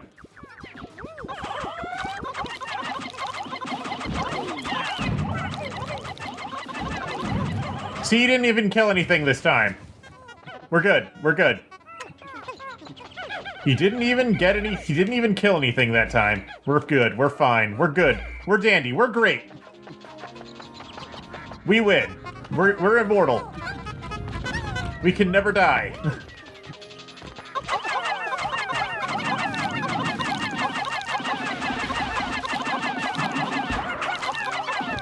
We can kill this thing too while we're at it.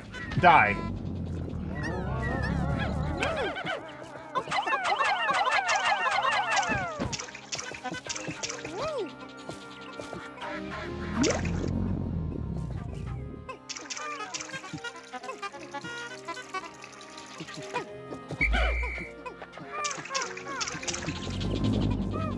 We are immortal. We have inside us blood of kings. Or carrots. Or FedEx drivers. The groink shots are needlessly complex? Yes.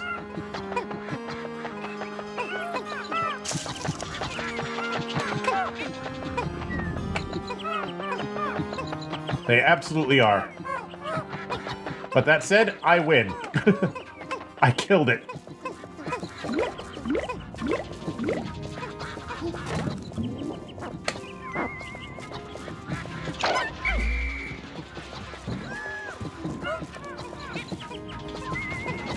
We don't even need these fuckers. Let's go. Where's my last blue Pikmin? Somehow it got over there. I don't know how it got over here, but it did.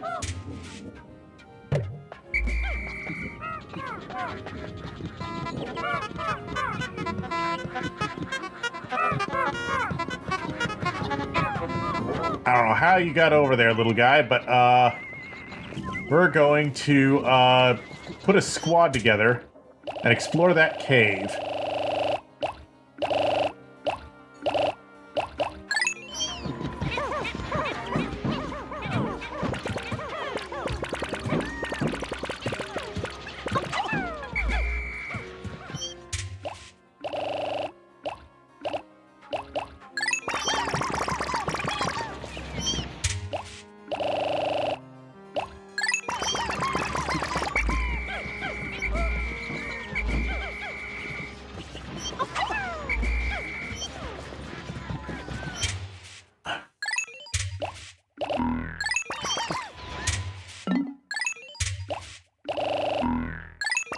Yeah.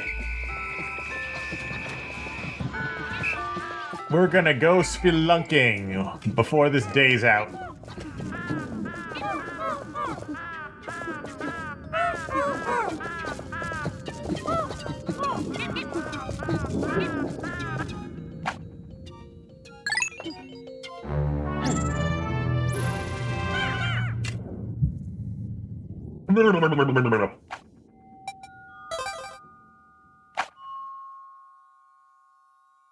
Cavern of Chaos. Okay, this might be weird.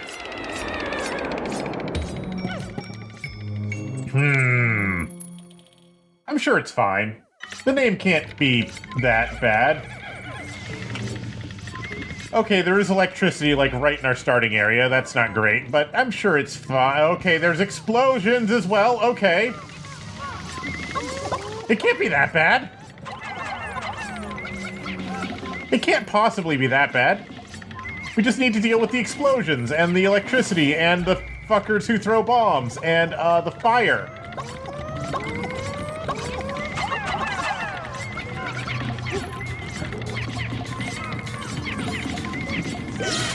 Ah, why was a red Pikmin there?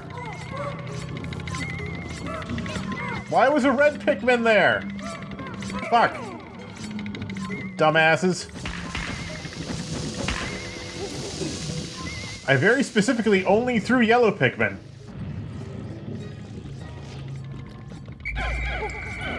Dumbasses. Suicidal little idiots. See, this is what happens when a Pikmin is like... When a Pikmin decides...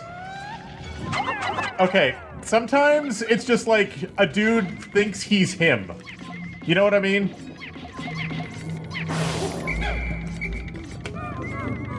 Yeah, I guess. Okay, we have a red and a blue. We have red and blue. We have red versus red and blue versus blue.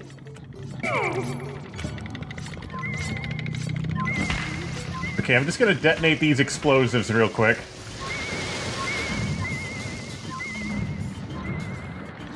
Just so I don't have to deal with them.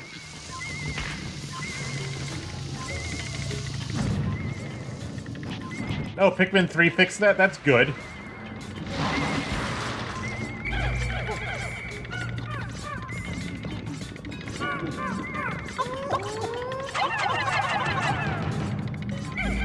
Okay, I see what you mean.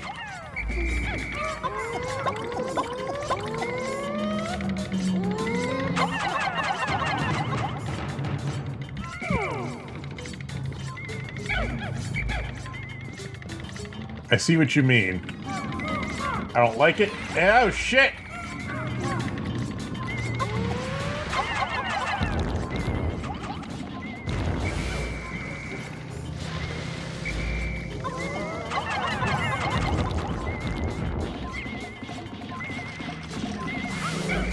Anyway, I'm gonna just be very careful here.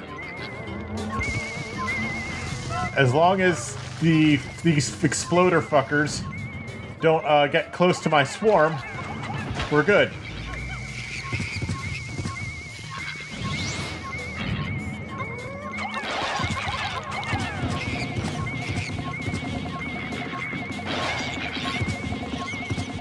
Just gonna take them out one at a time with a small squad of purples. And as long as we do that, we'll be fine. We're never gonna die. We'll be fine.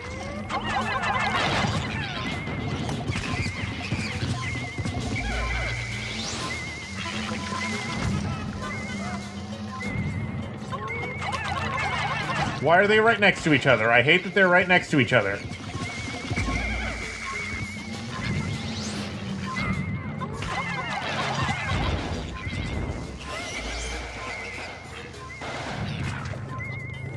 Anyway, now that there's only one of them, this should be a lot easier. Yeah! Okay, everything's dead. Everything's dead.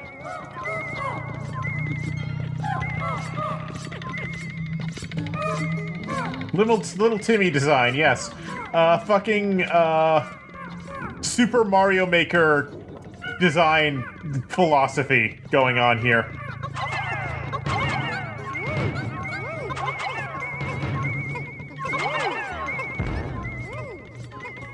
Fucking Super Mario Maker game design.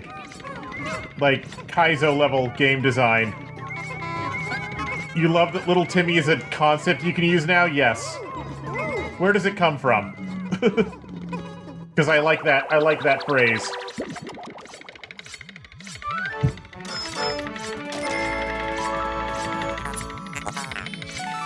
The Mirth Sphere. Oh, Super Mario Maker is where it came from? That makes sense.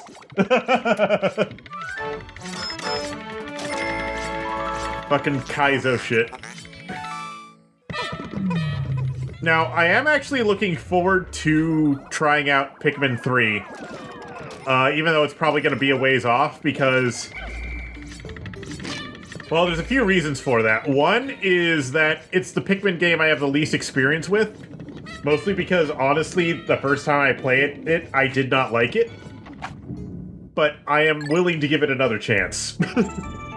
My big issue with Pikmin 3 was that it just played so very differently from the GameCube games that it just... my brain was having trouble wrapping its head around it. But it is probably... But Pikmin 3 is actually probably my favorite Pikmin game visually. If only because I do not like that. It's really not, actually. There's actually multiple Pikmin 2 Kaizo hacks. Lands of Torture is one of them. Pikmin 269 is a popular one. What's another one? What's another one? Pikmin... what was it called? There's some big cave Pikmin hack which puts every single treasure in a single massive cave sublevel, which is really popular. Yeah, no C-stick marching is one of the differences, but that's not the difference I was talking about. The big one that I was talking about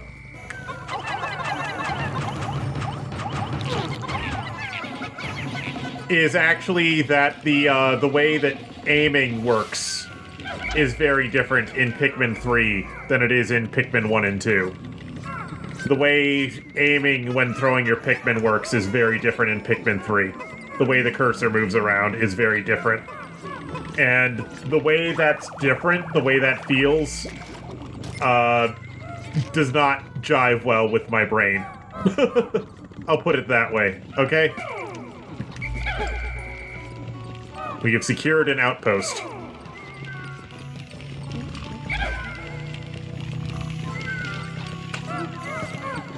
Yeah, it might feel better or worse. The last time I played Pikmin 3 was on the Wii U, and they had, like, half a dozen different control options, and none of them felt like they were the intended one. So, that was part of my beef with it.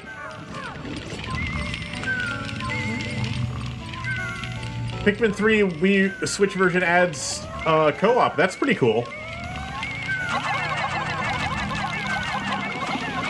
That's cool. Oh shit.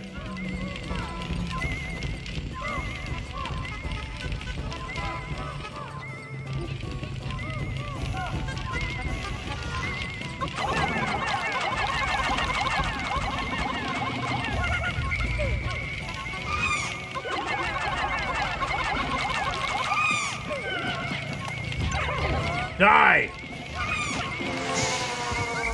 He's dead. Okay, I lost most of my red Pikmin. This is fine. Oh, I didn't lose most of them. I only lost, like, 11 of them. I've had worse. But there are more, fiery Bulblaxes who also have treasures inside them. So, that's gonna be interesting.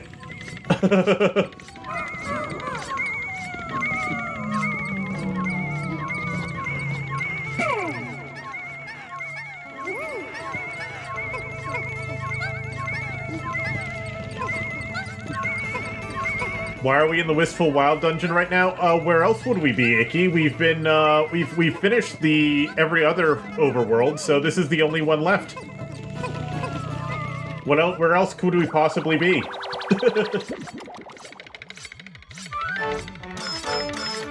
Where else could we possibly be, Icky?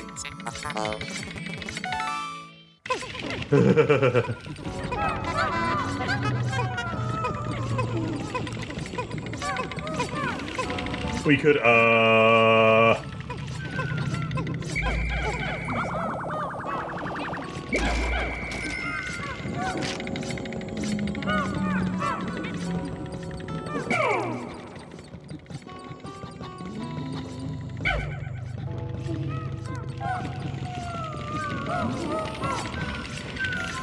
we could not send our brave little baby Pikmin babies to work.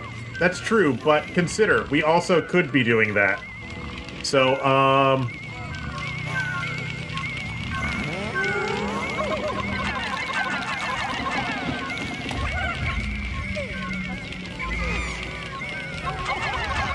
it must be done, Icky. I'm sorry.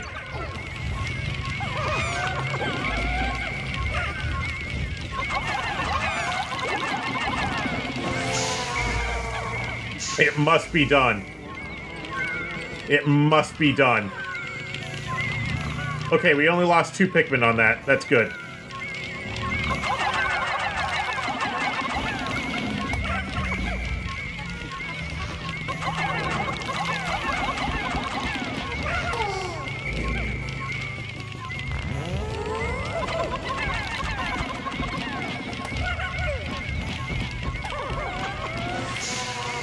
Excellent.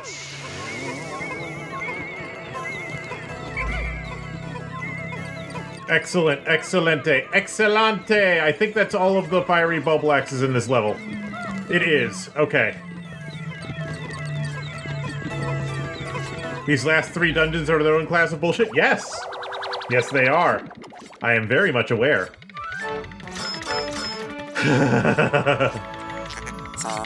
Gemstar wife.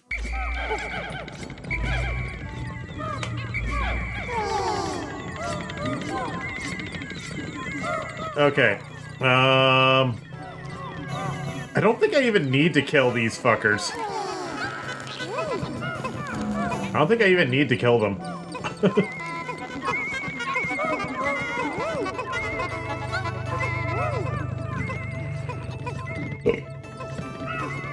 You can kill these with purple Pikmin? I think I understand how, because only their bodies are on fire. Their heads are not. So I guess you could just spam their face with Pikmin so that it's not an issue, but I don't know, that's risky, especially since I'm already short on purple Pikmin. Also, Icky. Icky. Have you considered my what I said to you over Discord?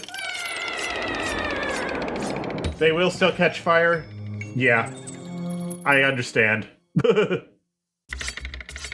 I'm sure they will.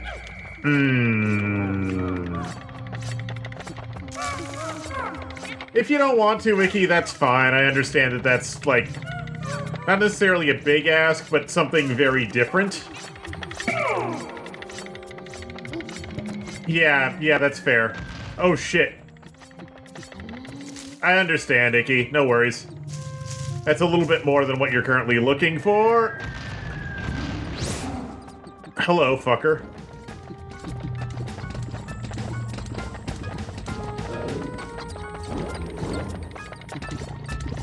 Yeah, boulders. Those are also a thing.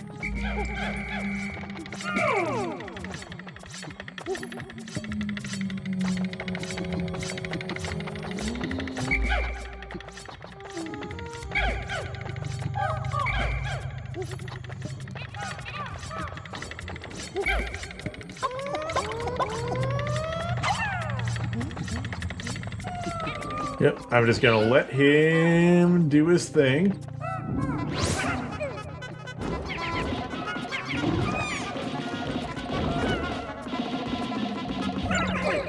And then he fucking dies.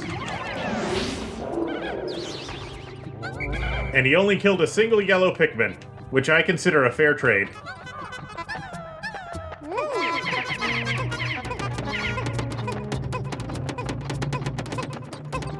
I consider that a completely fair trade! There's another one over here.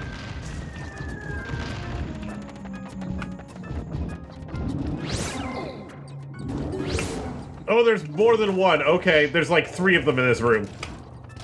Okay.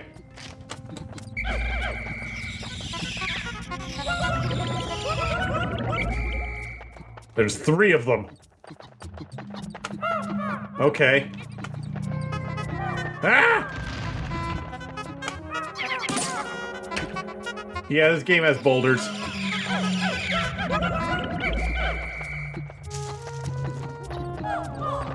Oof. You know, it'd be interesting to see the Mamutas fighting these giant fucking evil flower plant things the way they do Pikmin. Just like, one of these gets up and the Mamuta's just like, no. No, you get right back in the ground. Like they do with Pikmin. Grow strong on apple juice, yes. Okay, the Mamuta can't come over here.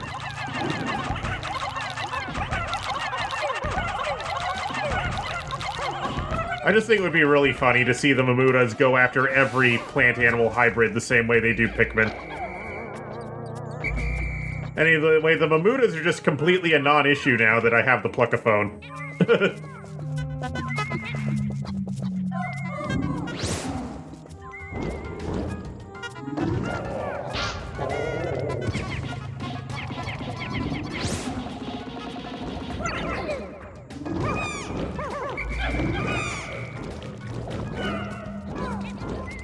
No.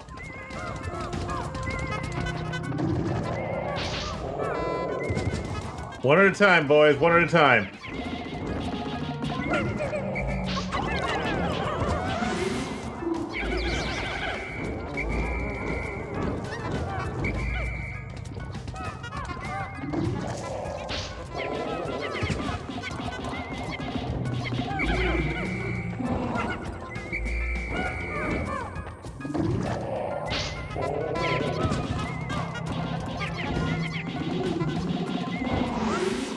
The sound of the creeping chrysanthemum feeding Pikmin... what? Is the same noise as when you feed Toppin's Cup? I mean, it probably just came from a generic, like, sample CD. Because, like, you gotta remember that, like, back in the day, the only way you could get, like, sound effects, like, okay, you could... If you were a large enough organization, then yes, you could have your own Foley division, whose job it was to get sound effects. But what most companies did... What most companies did is they just got, like, they just bought sound effect sample CDs. And that's where they got their sound effect and sample CDs, and that's where they got all their instruments from, and that's where they got all their digital synthesized instruments from, and that's where they got all their sound effects from, their sound effect libraries. You could just buy a CD, or before CDs, it was like analog tapes with all of the sounds you wanted on them.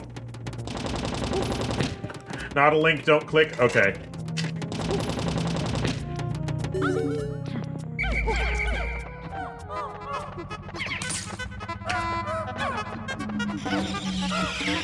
Cassette tapes, or even vinyl records, actually, just full of sound effects were a thing. I forgot about this one. Yeah, even just vinyl records full of sound effects were absolutely a thing.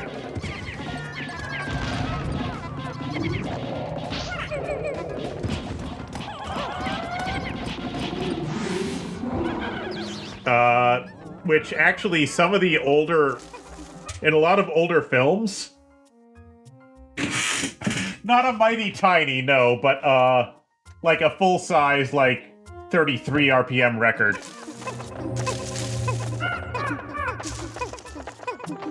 Bloodborne uses Mel Blanc screams? I believe it. There's another one over here, holy shit.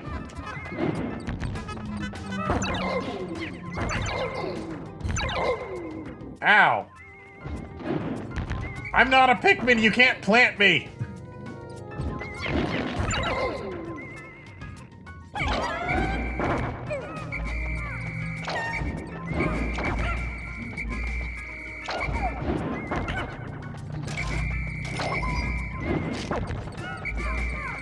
Oh, he's this guy's like spawn camping my Pikmin.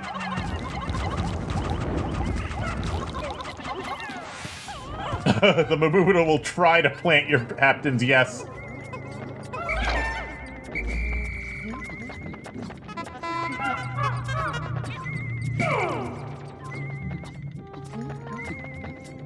Are the Pikmin just trapped inside the Mamuda? Oh my god, they're trapped inside the Mamuda! Ah, that's funny. That's good. That's good. I've never seen that before. But yeah, like, if you listen to some old, like, some of the old sound effect libraries, the really old ones, like,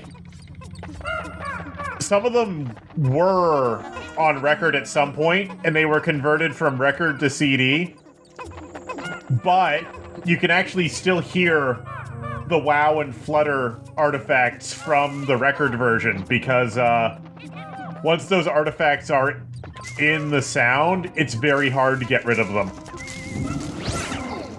Once those artifacts are in the sound, it's very hard to get rid of them, because filtering that shit out is actually very difficult.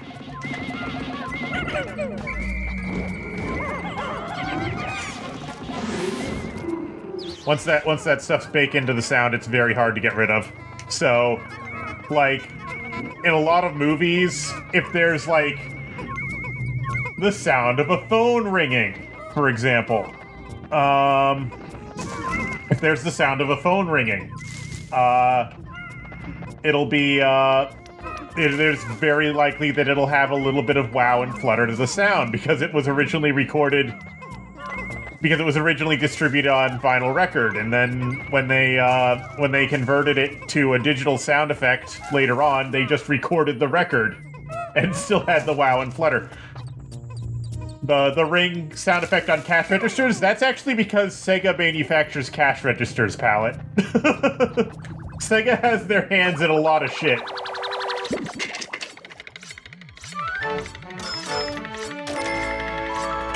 Hello, World of Gates 1844. How are you doing?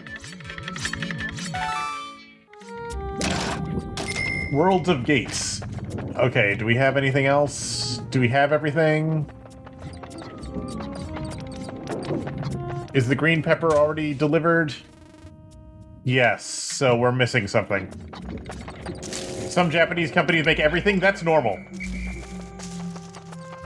That's normal.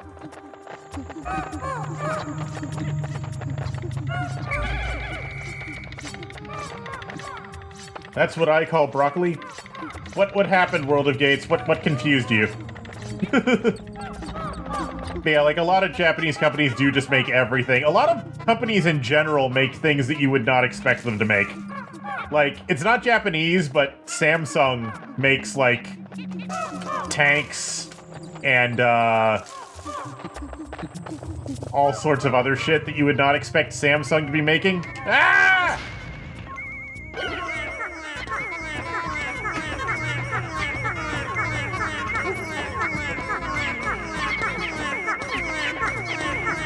Well, I mean, it's not that unusual. Nestle brand hand grenade. I don't think those exist, but I wouldn't be surprised if they exist. I wouldn't be surprised if they exist. Yes, Samsung makes tanks for the South Korean military. They don't sell them to anyone else, only the South Korean military. And yes, we have the potato. the most powerful of all vegetables. It will grow anywhere. You put a potato in literally any environment, it will find a way to grow. Right up until it gets infected with some sort of virus, and then your and then you get potato blight, and then everyone goes hungry. But you know, we don't talk about that. It's a tuber. Tubers fall under vegetables. Some fruit also fall under vegetables. Everything is vegetables. All glory to the vegetable kingdom.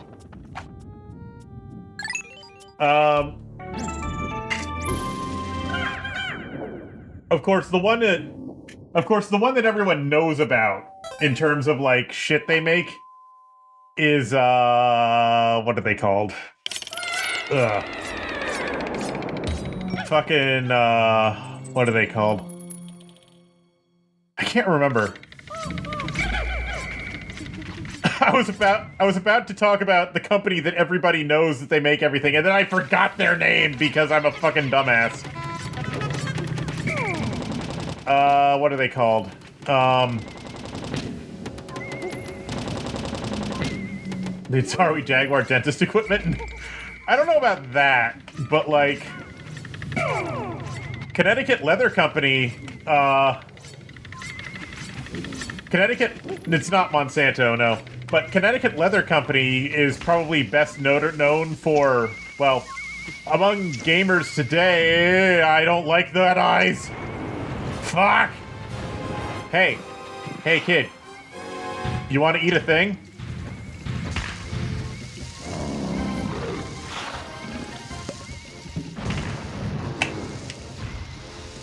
Hey guy, you want to do something really stupid to yourself?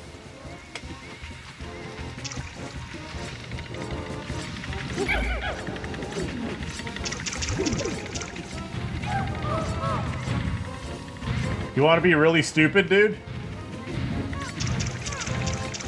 Just don't get too close to my base of operations, please.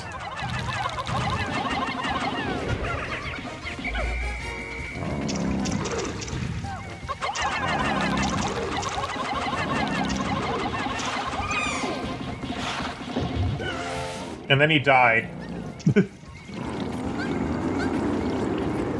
And then he shrank to smaller than a bulborb. And then my blue Pikmin just, like, sort of rocketed out from underneath him. So that was interesting. Why is he smaller than a red bulborb after he dies? And yeah, don't eat explosives, kids. It's bad for you.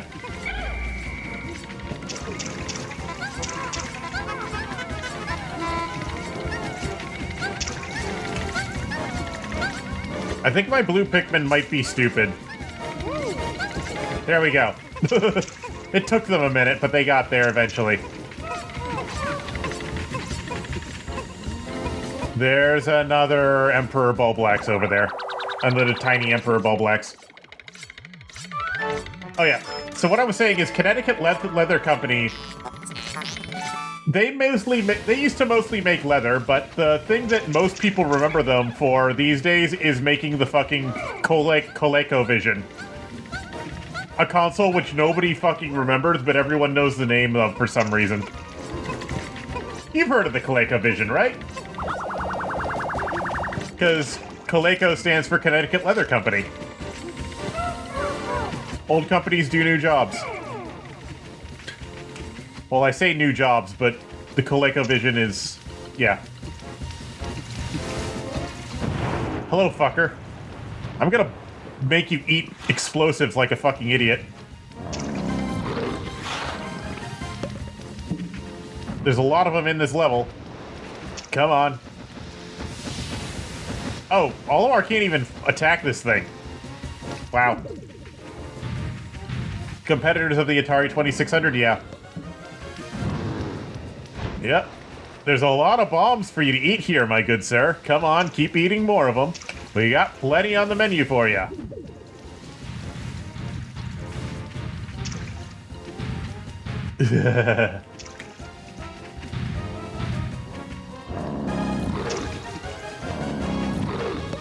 There we go. Bombs, bombs, bombs. You want them? They're yours, my friend.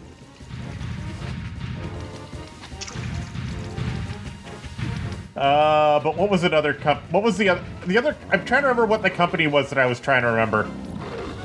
They make audio equipment and motorcycles and other things. They make audio equipment, they make musical instruments, and they make motorcycles, and they make sound chips, and they also made Hatsune Miku. Yamaha, that's them. Like, okay, they didn't make the character Hatsune Miku, but they made the program that Hatsune Miku uses. You're not getting away that easy. Come get me, bro. Come get me. We got one more bomb on the menu for you, my good sir. Can I just push it towards him? No. Okay. I guess I'll just finish beating the shit out of him with Pikmin. I'll just finish killing him with Pikmin.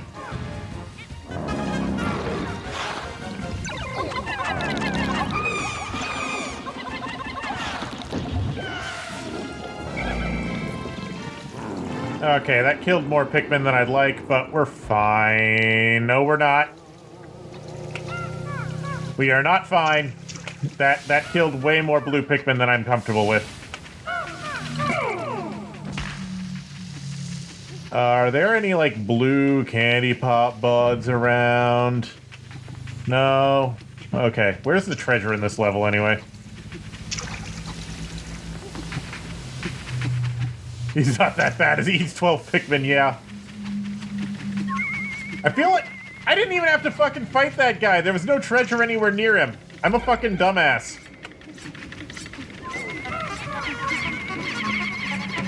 I'm a fucking dumbass, apparently.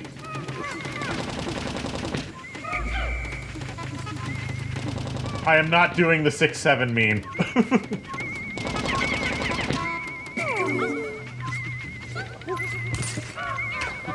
I am not bringing that cursed thing into this stream.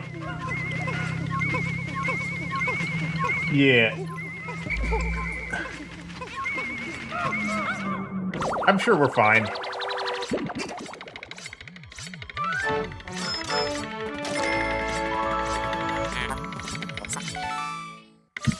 The fucking half and half things that you get at fucking fast food restaurants. Yes. We did have enough 6-7 during Sonic Heroes.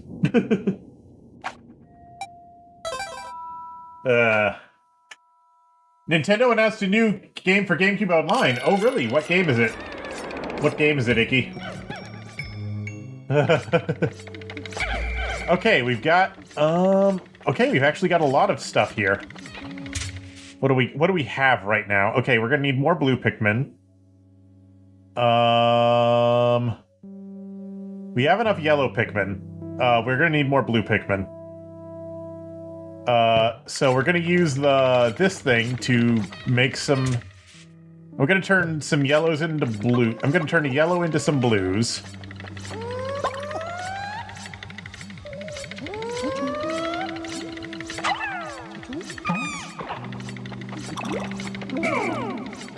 That's my first thing.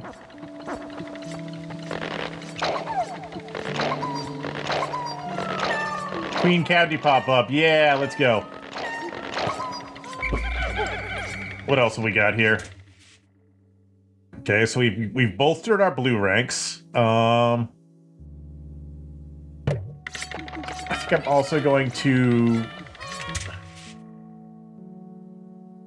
I'm also going to turn some yellows into purples.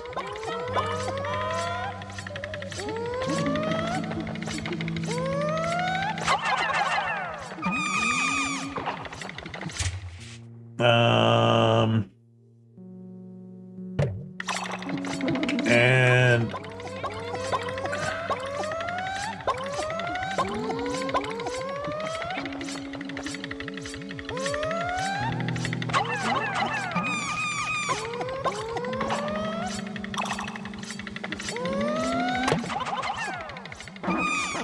There we go. Sorry, I'm carefully planning out my numbers game.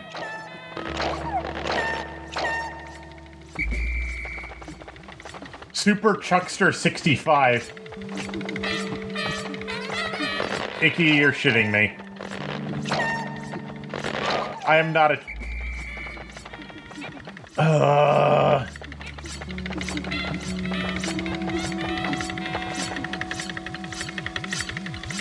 They should make a Switch 2 version to fix the 50 hertz.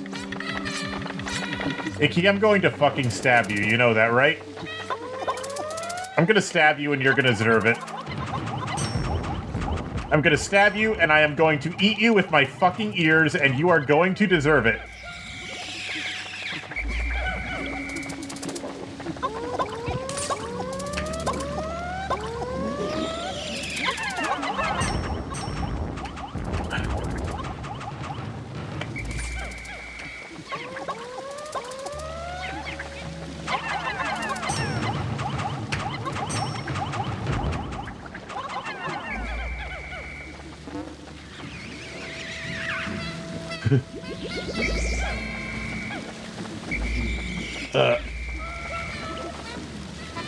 Anyway, I have, in terms of how many caves I've gone through, this is my first cave in the Wistful Wild. I have completed all 3 other hub worlds and everything in them. Star Wars from... Watto from Star Wars gets to be a prominent character. Hey, it's me, Watto! Hey, Annie! How you doing, Annie? I can't do a Watto voice for more than, like, a couple of seconds. I don't have, Vinnie Vine Sauce powers. Sebulba always wins. Sebulba always wins! Yes, Annie! I'm sorry, Annie, I cannot vote. I want to bet on you. I really do. I respect you as an employee, but Sebulba is just too good. You understand, eh, Annie? Gotta bring the sun back to Tatooine Plaza. Yes, you missed the bubble, buddy. So that cave was actually really stressful because I lost most of my Pikmin early on, so I was like limping across the finish line there. You must channel your inner car salesman for a good Watto, eh? I get it. I get you. I hate this cave. I hate this. Okay, we got a frog. We got blue shit. We got yellow shit. Okay. Okay. This ain't terrible, but I don't like it. I'll put it that way. This is not terrible, but I don't like it. Ah! Ah! Die!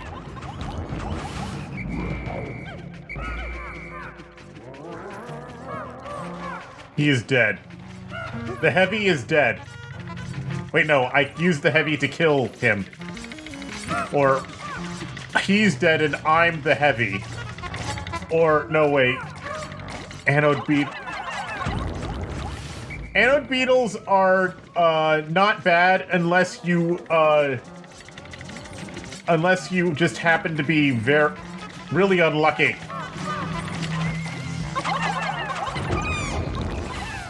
Die! Okay, Olimar didn't like that.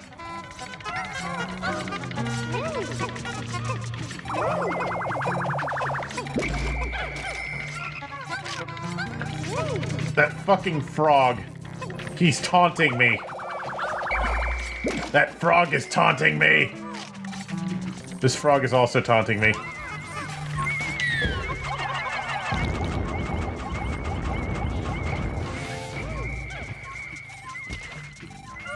Okay.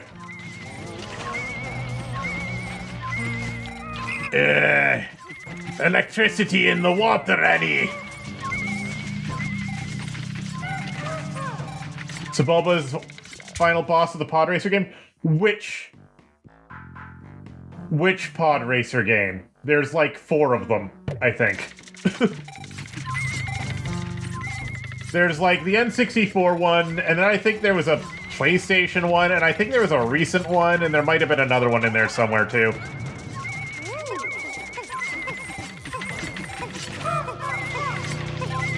You believe a game featuring Watto from Star Wars could make it?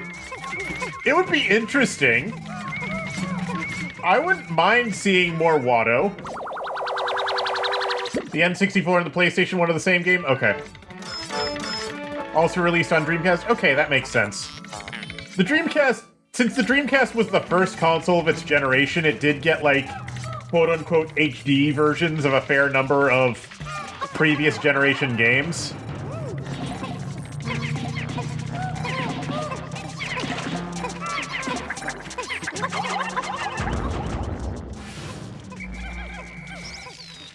It got an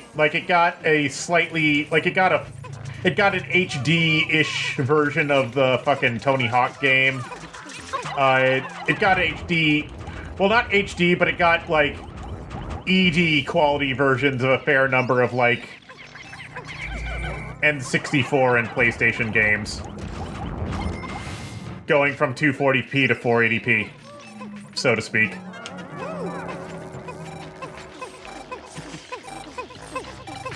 N64 Dreamcast. There's a PS2 one that was also in game. I believe it. Because as it turns out, people actually really liked pod racing. Even though they didn't like,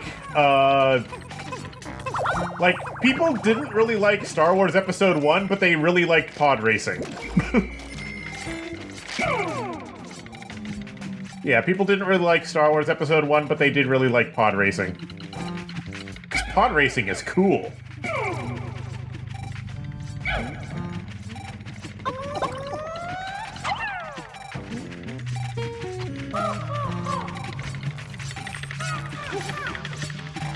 Anyway, we're gonna break some gates.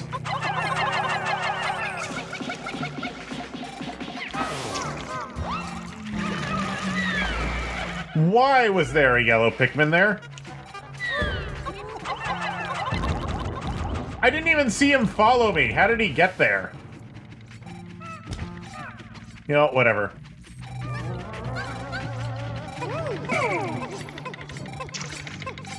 I guess they just sort of go where they want.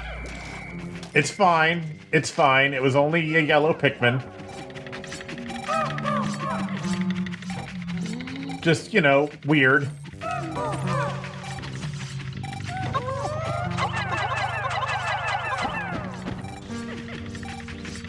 Yeah. Yeah, the Dreamcast actually got the definitive versions of a fair number of games from that period, just because there was a period of a couple years where it was the only game console capable of outputting 480p, or like, doing justice to 480i.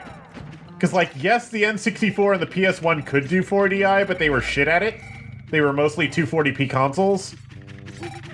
So, yeah. Dreamcast was the only 480p console for a long time. He loved swimming. He died doing what he loved. Dying horribly. In the fucking water. Ah!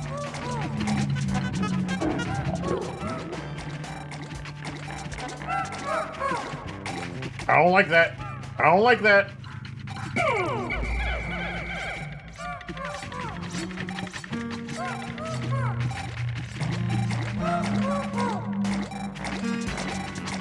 Haha.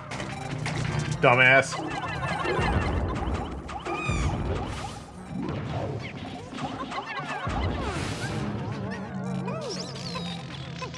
Okay, okay, they're not bringing it through the water. Good. They're not completely stupid.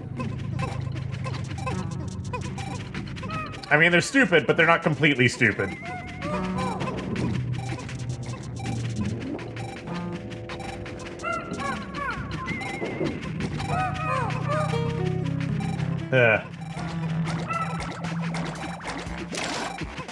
They sacrificed a lot to get Bubsy 3D running in HD on the PS1.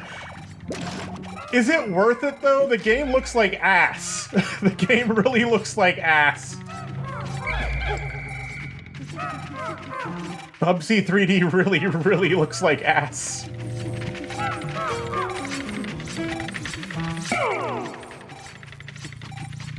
Alright, I'm gonna try this with some yellows and see what happens. Oh.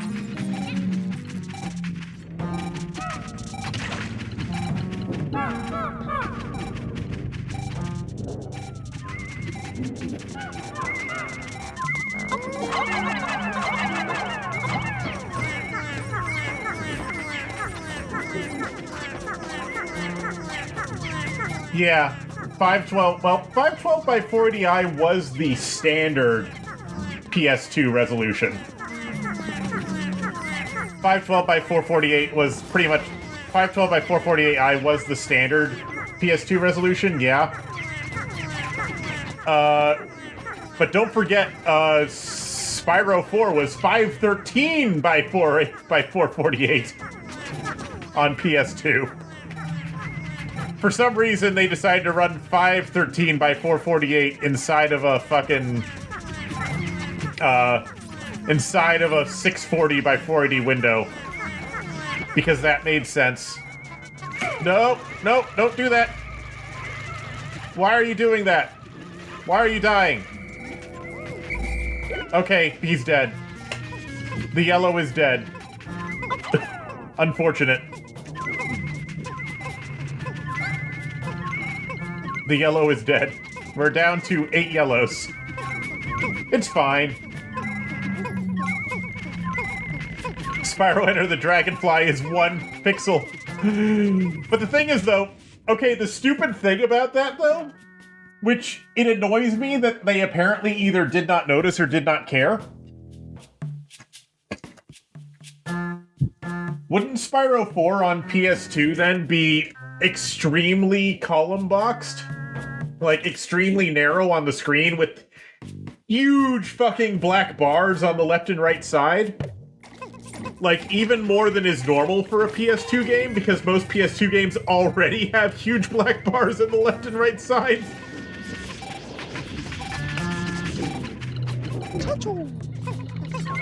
Because, like, okay. Because the thing about PS2 is that the PS2, in game mode, the PS2 cannot render wider than, like, 9/10 of the width of the screen, of the active area of the screen, because it's rendering at 640 wide in a 720 wide window, pretty much, or like not 720 wide, but like, okay, the active area. When the PS2 is running at a pixel clock of 13.5 megahertz, which it would have the active area of a 13.5 megahertz window is like somewhere between 704 and 712 pixels wide, and it's only filling 640 of those pixels, which means there's black bars on the left and right sides.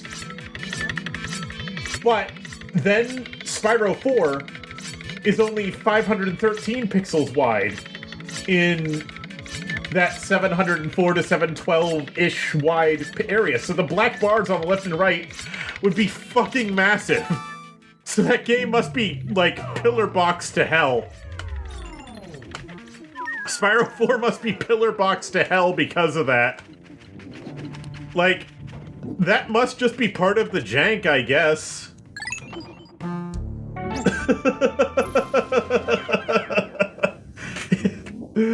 Oh my god. Water.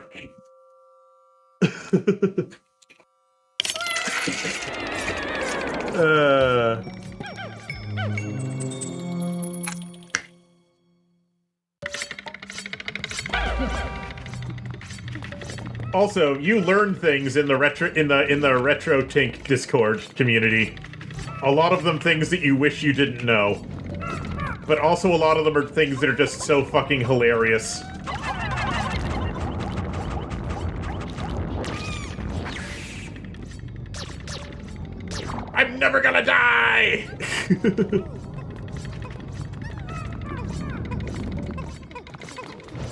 Like that, just how fucking jank some games are.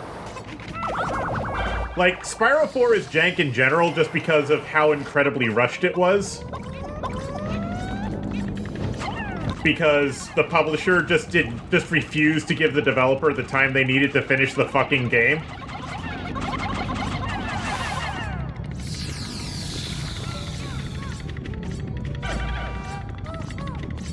Like, Universal was apparently one of the worst Universal's game publishing business was apparently just one of the worst game publishers to work with during the late 90s and early 2000s. Like, it was just nightmarish to be anywhere near them, is what I'm given to understand. And the only reason that Spyro ended up as good as the first 3 Spyro games worked as well as they did is because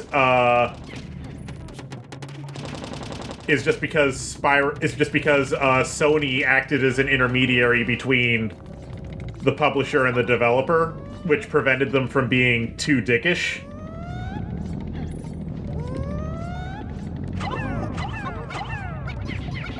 Should try pausing the game right after killing a homing boulder bug.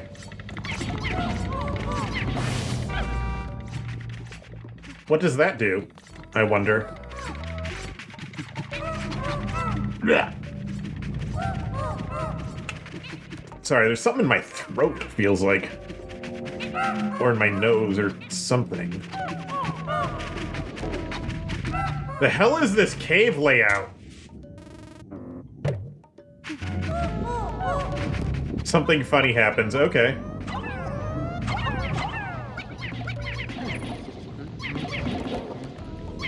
You mean the spiders with explosives on their back?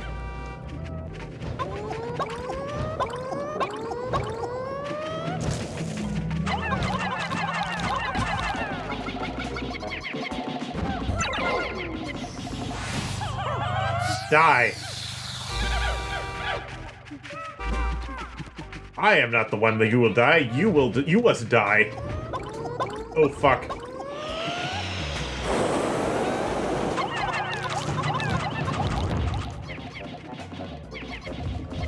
The big red beetle larva? Okay.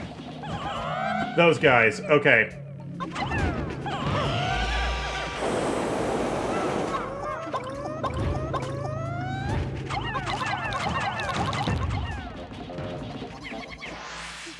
I'll try that and see what happens.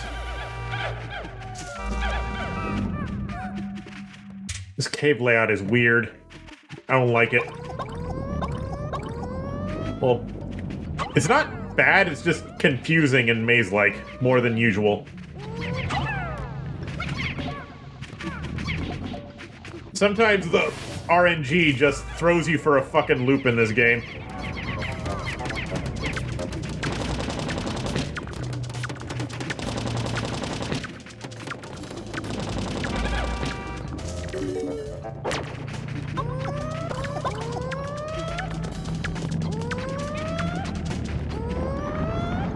Get purpled, idiot.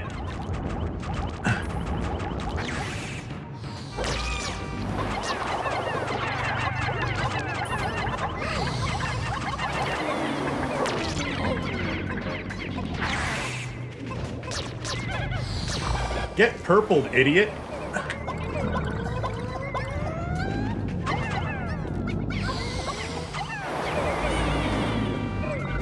Why did I accidentally throw a blue Pikmin at that?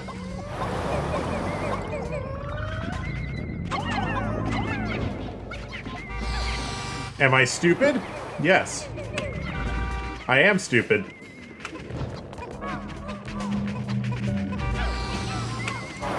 I hate all these blowhogs.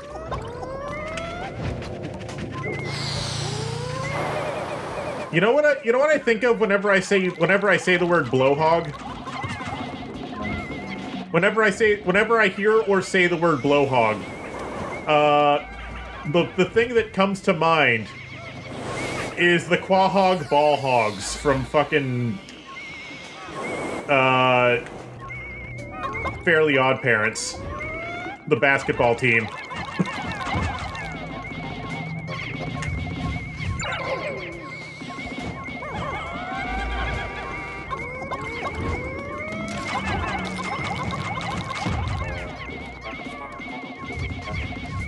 Die.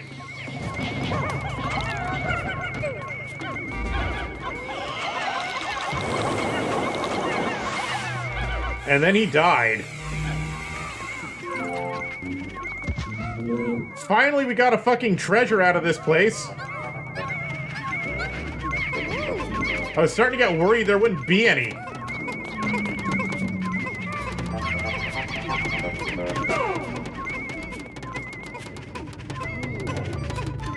You don't remember them? Fair enough. They only appeared in, like, occasionally. The only, like, really memorable thing about Fairly Odd Parents was just the fucking, Doug Dimmadome and his giant fucking hat.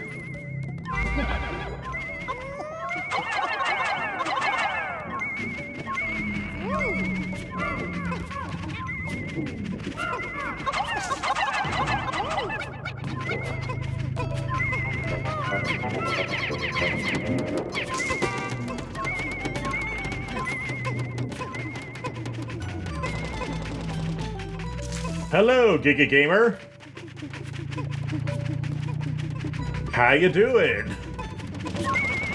Ack.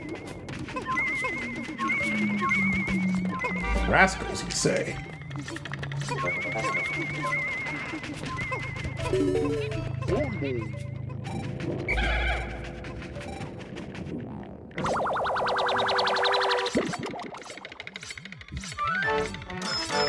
Doug Dimmadome, owner of the Dimsdale Dimmadome. Voiced by Jim Ward, who also did Captain Quirk. Yes! That Doug Dimmadome. And the Dimsdale Dimmadome was the home stadium of the Caham Ballhogs. And of every other sporting event in Fairly Odd Parents. Who retired due to complications? Aw, that's unfortunate. Let's see how are things going over here.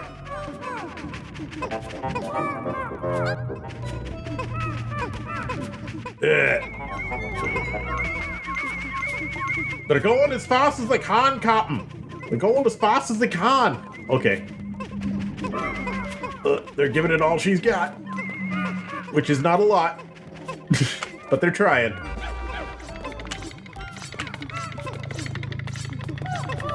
Sometimes the Pikmin just have to do their best.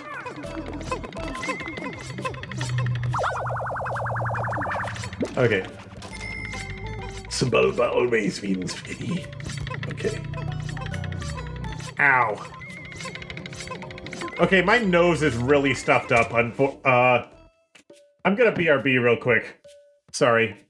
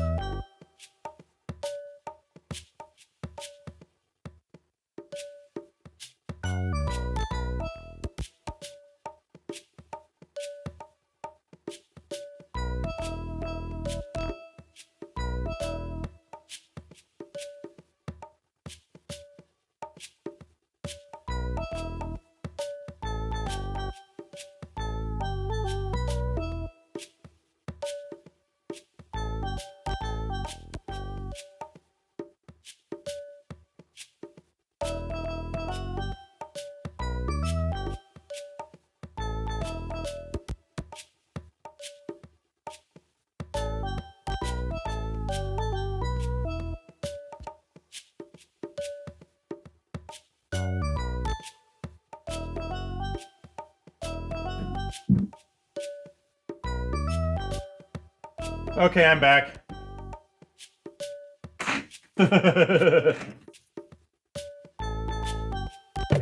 I am back. Sorry about that. My nose was killing me. I think my Pikmin do love me, which is unfortunate because I have been sacrificing them to the cogs of capitalism. But, you know, at least it's going in one direction. At least it's going in one direction. Better to be loved than feared, right?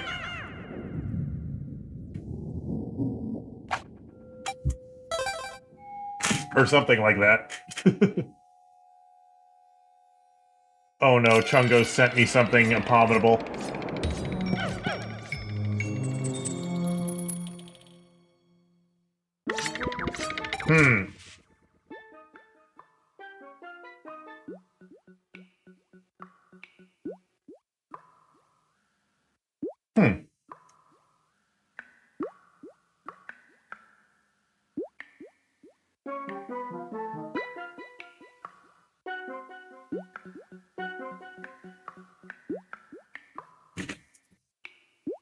Okay, it's the Spyro thing.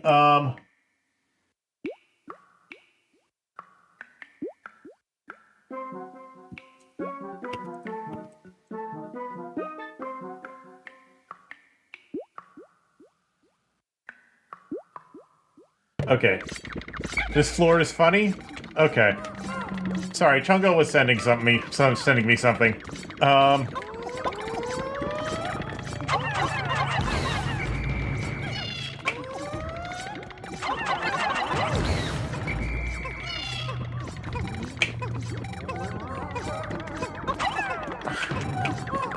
Oh no, it's a Gatling groin. Oh no! No! The corpses are a distraction. Get them out of the way. Ah! Okay.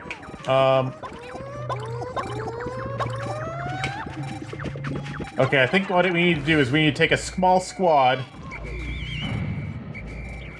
Okay, the walls are blocking it. We need to take a small squad of Pikmin to, fucking vaporize this asshole.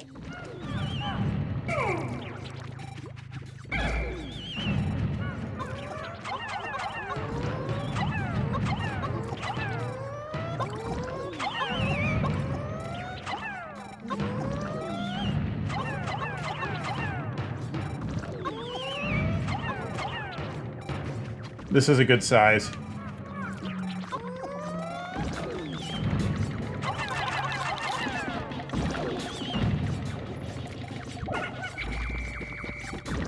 He's distracted. Good.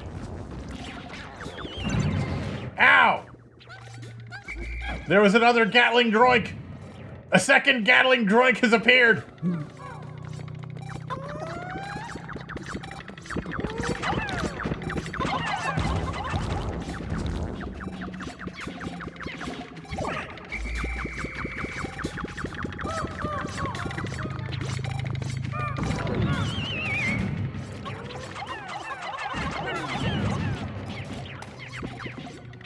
Oh shit, it killed 3 of them.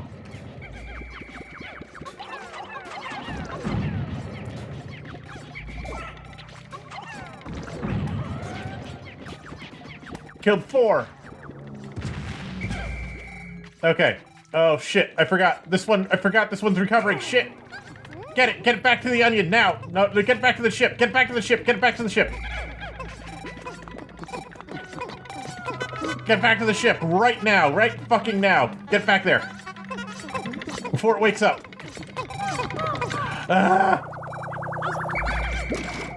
And now this one. This one. Get it out of here. Get it out of here.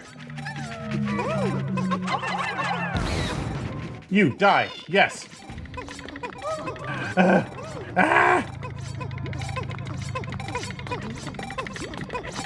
We're good. We're alive. The Gatling droink Kirks, the Gatling droinks have been dealt with. Holy shit. Ah!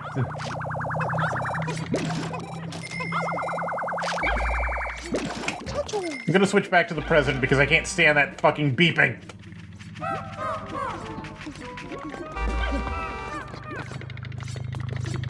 Okay. I think that's all the Gatling droinks on this sub-level.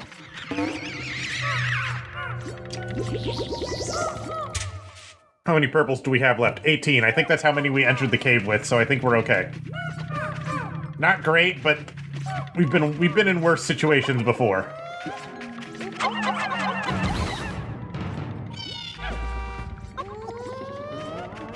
We've been in far worse situations before. Okay, what I'm gonna do... I'm gonna take a squad of just purples with me, and we're gonna flatten things one at a time.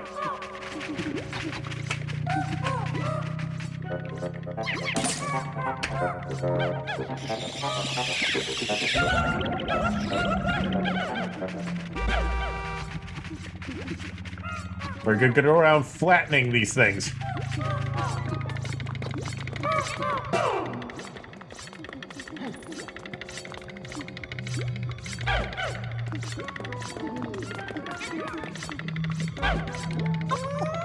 I'm not gonna bring all my purples with me, just...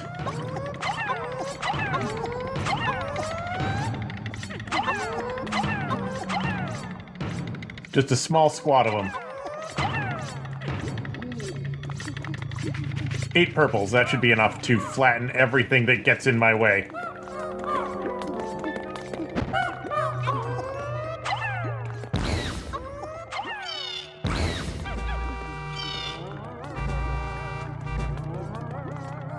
Oh my god.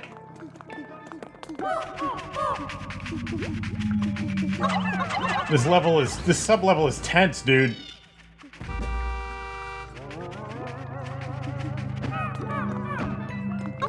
Die! Ah!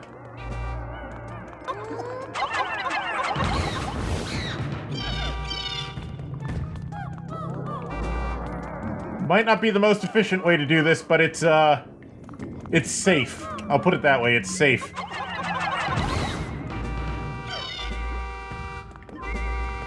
Why are there so many bulborbs?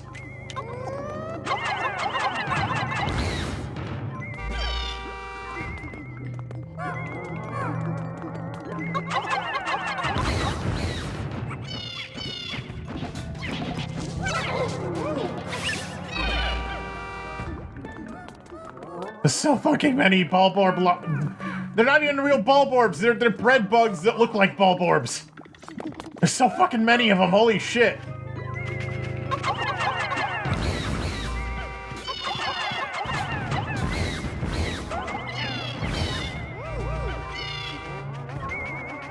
We're getting there, though. We're getting there. We're working our way through them. There's not that many left.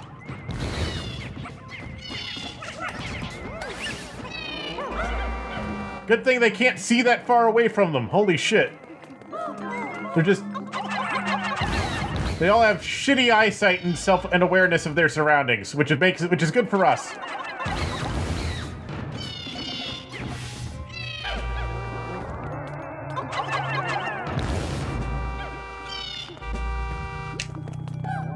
Ugh.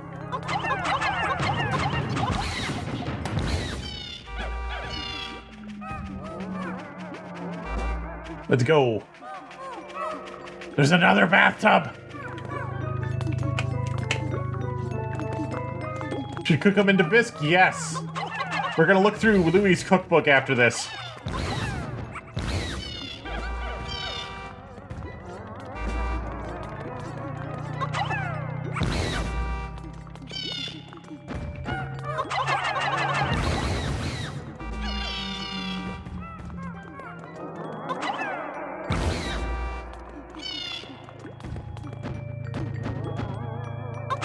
Let's go.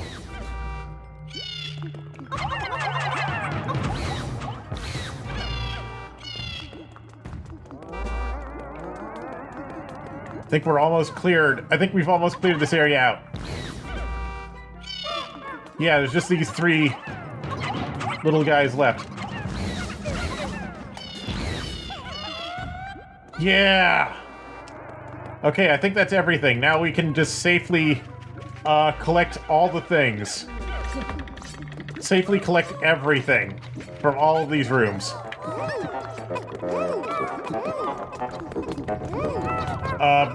Really piss the shift off by filling it with mutant bread bug corpses. We won't be hungry for days, lads. Once we get Louis back. Because Louis is the only one who knows how to cook these things, because Louis is the only one crazy enough to try to cook these things.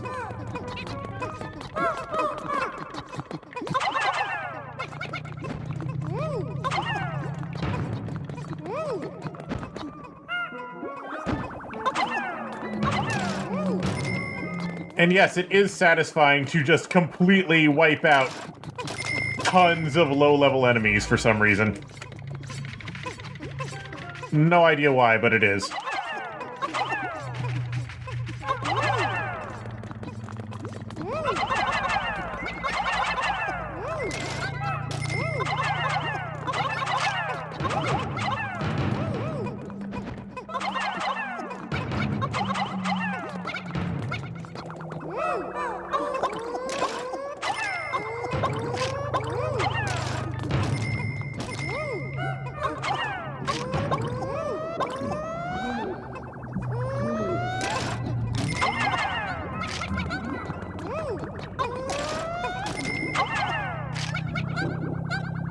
That's not what I wanted you to do, but okay.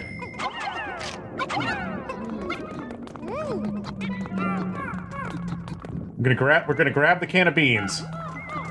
Except we're not, because a bunch of you fell into the fucking pit.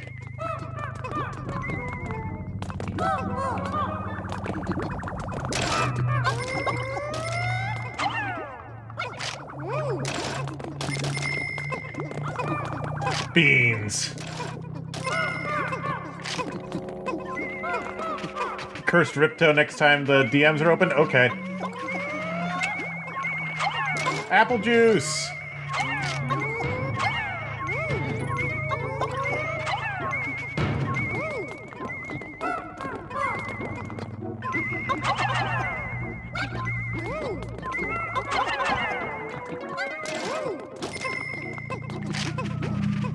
Let's see what else we got.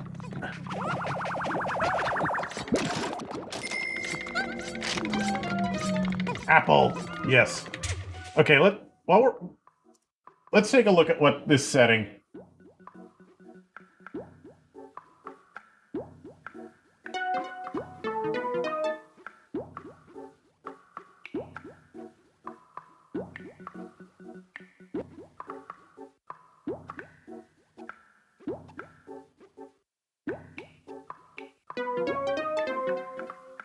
Okay, Chongo has sent me things.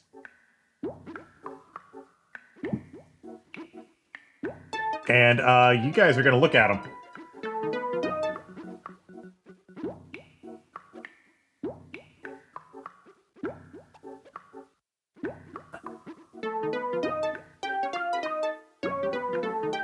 So...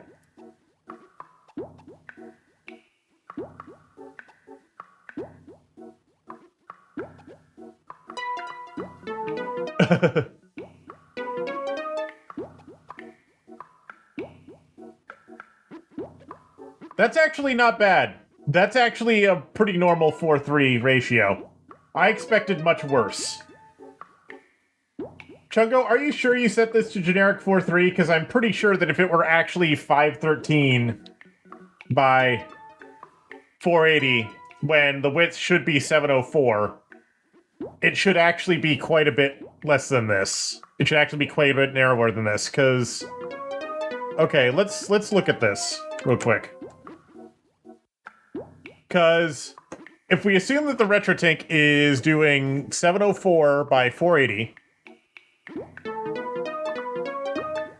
if we assume that the RetroTink should be assuming that 704 by 480 is 4.3, then the ratio between these should be...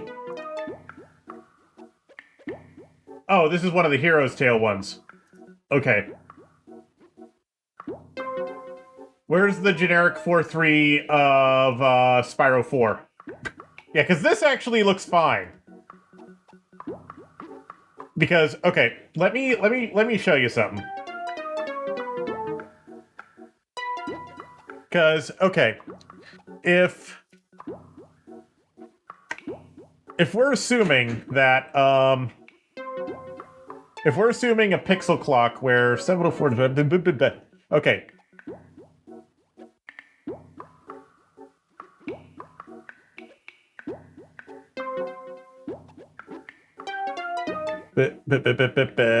So then... Save that. And then 4/3 is... Let me divide that by that. So...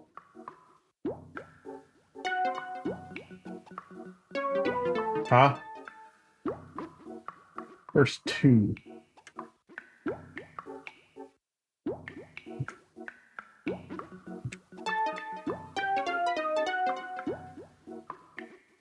Hold on. I'm not sure I understand what you're saying.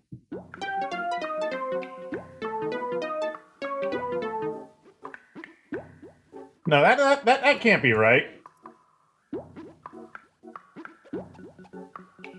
You sure you set this thing to generic 4-3 and not any of the aspect ratio modes? Because if this is correct, because if my math is correct,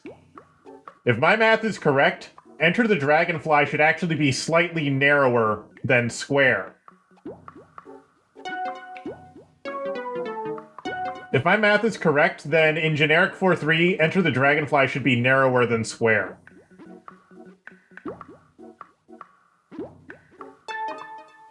Very slightly narrower than square. But, that's not what your screenshots show, so maybe I'm wrong. The ones with the super long aspect ratios? No, that can't be right.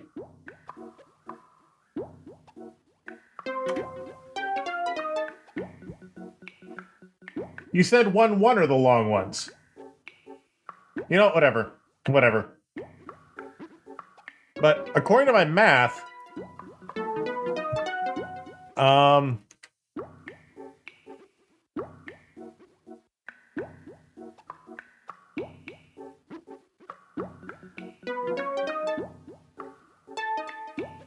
the game should look like fucking...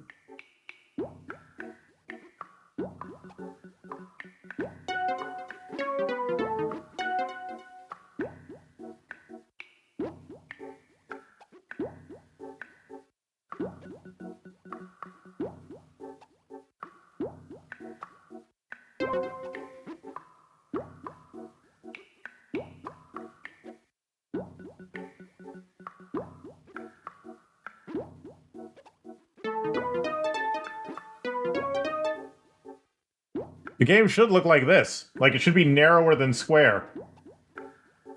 Why are you... I'm not asking about wobbling pixels profiles. I'm asking about the generic 4-3 profile.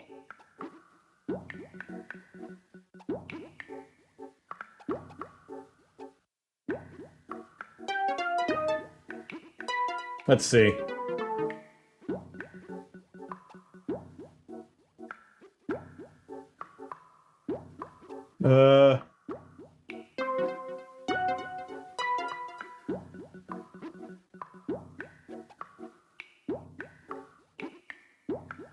Yeah, no, it looks like the generic 4-3 profile, the game is actually wider than I thought it would be.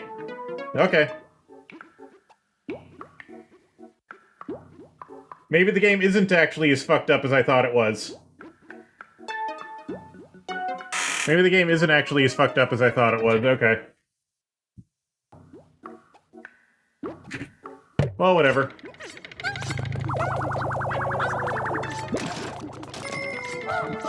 Or maybe Chungo doesn't understand what I'm saying. One or the other. I don't know. At some point, I will poke at that game, and it will be terrible for everybody involved. It will be incredibly cursed. Because that game is jank as hell.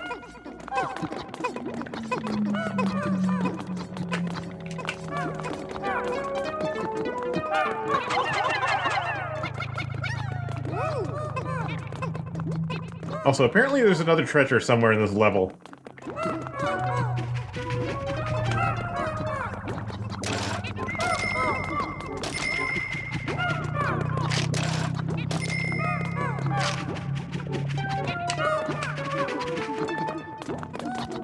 Oh wait, no, they might just still be carrying the treasure back. That's true, because I only stuck 3 purples on this, and they're slow as molasses. I don't know.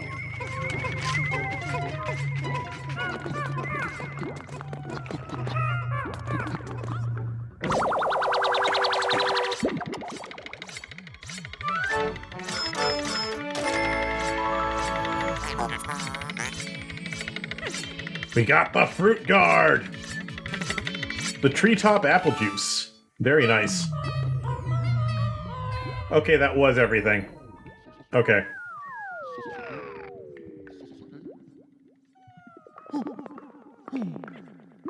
Heck. Where was the way out? I don't even remember anymore. Fucking hell, dude. There we go. How deep is this cave? How deep is this fucking cave?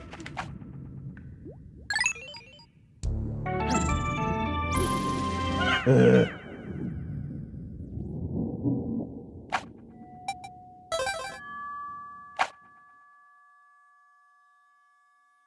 My goodness. Like, this cave just keeps going deeper and deeper. Like, I'm actually getting tired.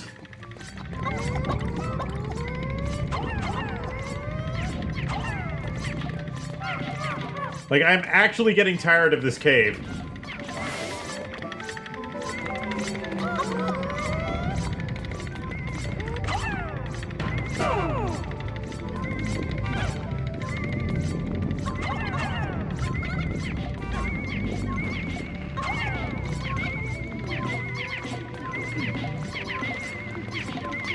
Yeah, I'm sure they do. Ah, shit.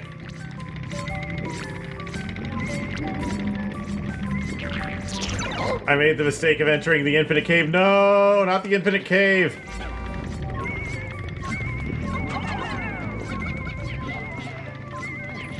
I hate this cave. I hate this cave. I hate this cave.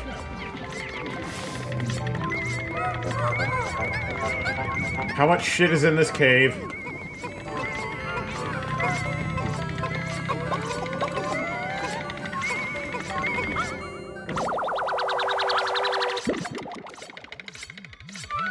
We got the baby bottle we got the baby bottle pop. No, it's just a baby bottle top. Baby bottle top, which my brain wants to say baby bottle pop because of that stupid fucking advertisement.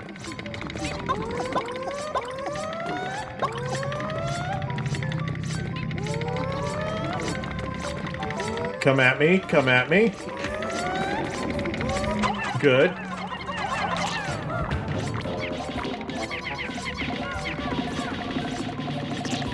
Good, die.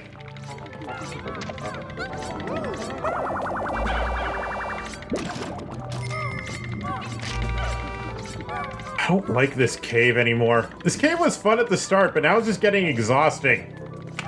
Holy shit. This cave is exhausting. I just want it to end.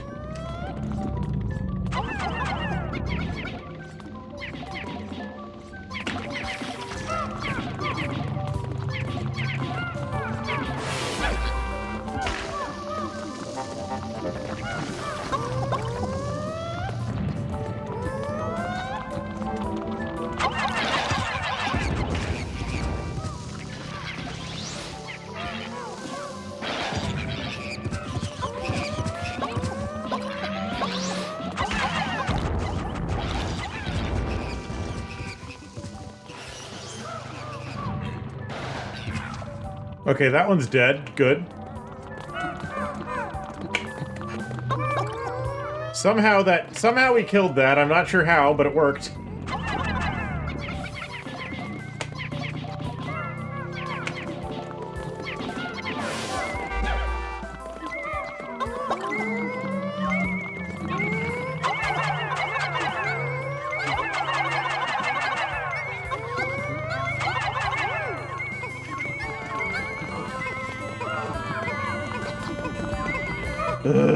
Only two more caves after this one.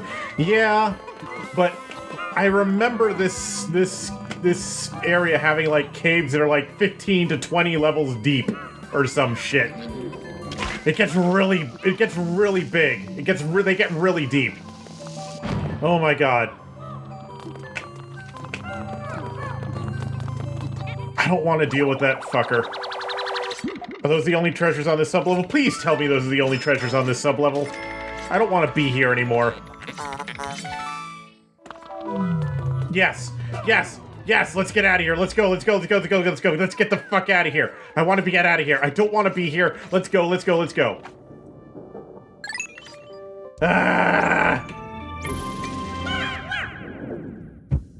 How deep is this cave?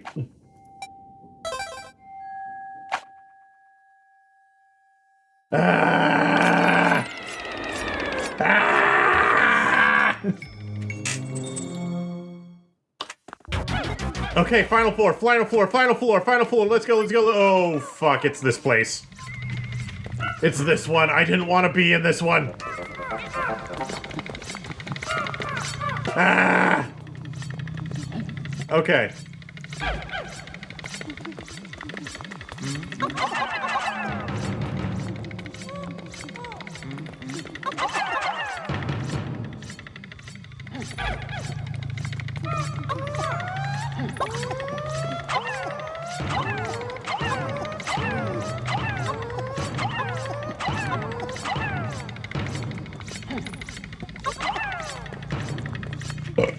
Eight purple flower Pikmin.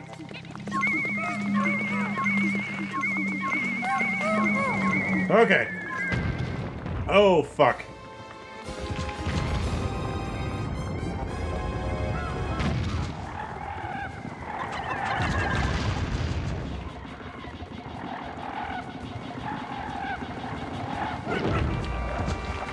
Okay. We're okay. Okay. We actually did a decent amount of damage. Okay, one of them died.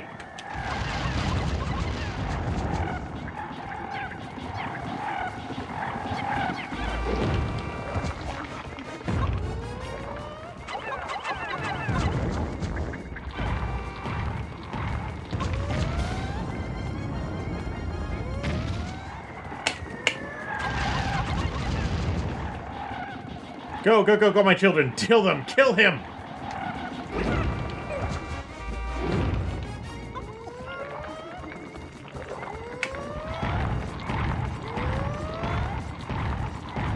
Okay. I think one more hit should do it, I think.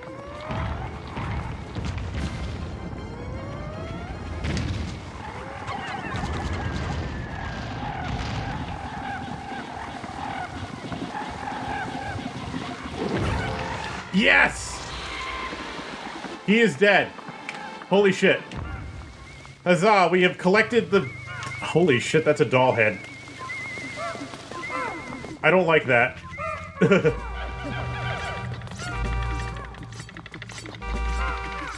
Okay. All things considered, not terrible.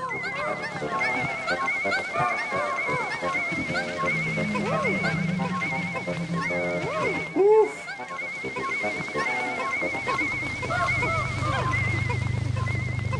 Yeah, we did it.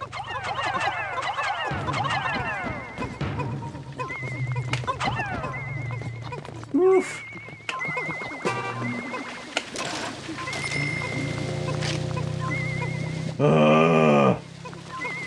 That one was scary.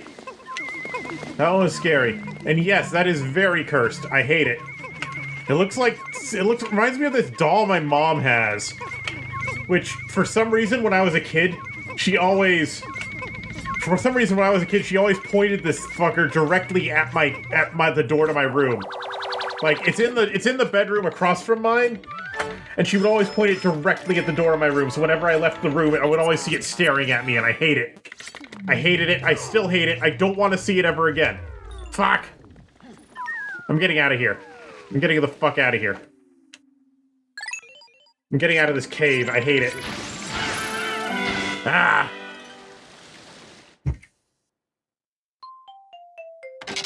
Also, I think this day is almost over in the game as well. I don't even remember. It's been so long since we came down here. We lost 42 Pikmin. It's fine. It's fine. It's worth it.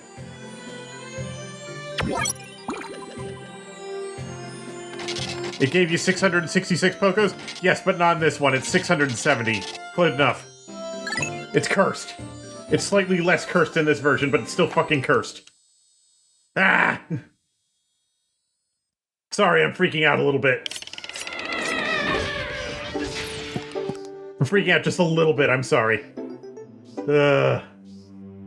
I've been streaming for 3.5 hours. I think I'm fucking done for the night. We're gonna put my Pikmin away before something stupid happens to them.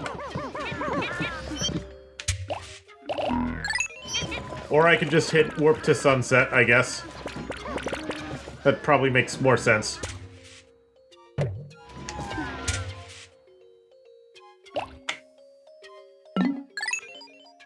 Yes. End this cursed day.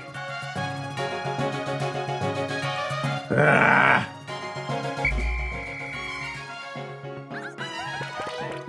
I think I am done for tonight. This has been fucked.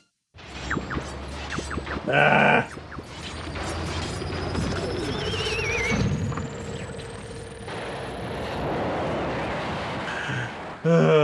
But it's done for tonight.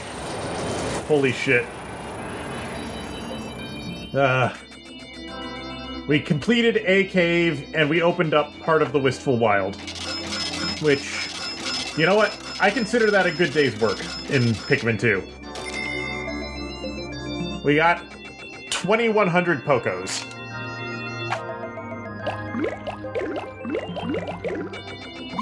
And we net lost 1 purple Pikmin.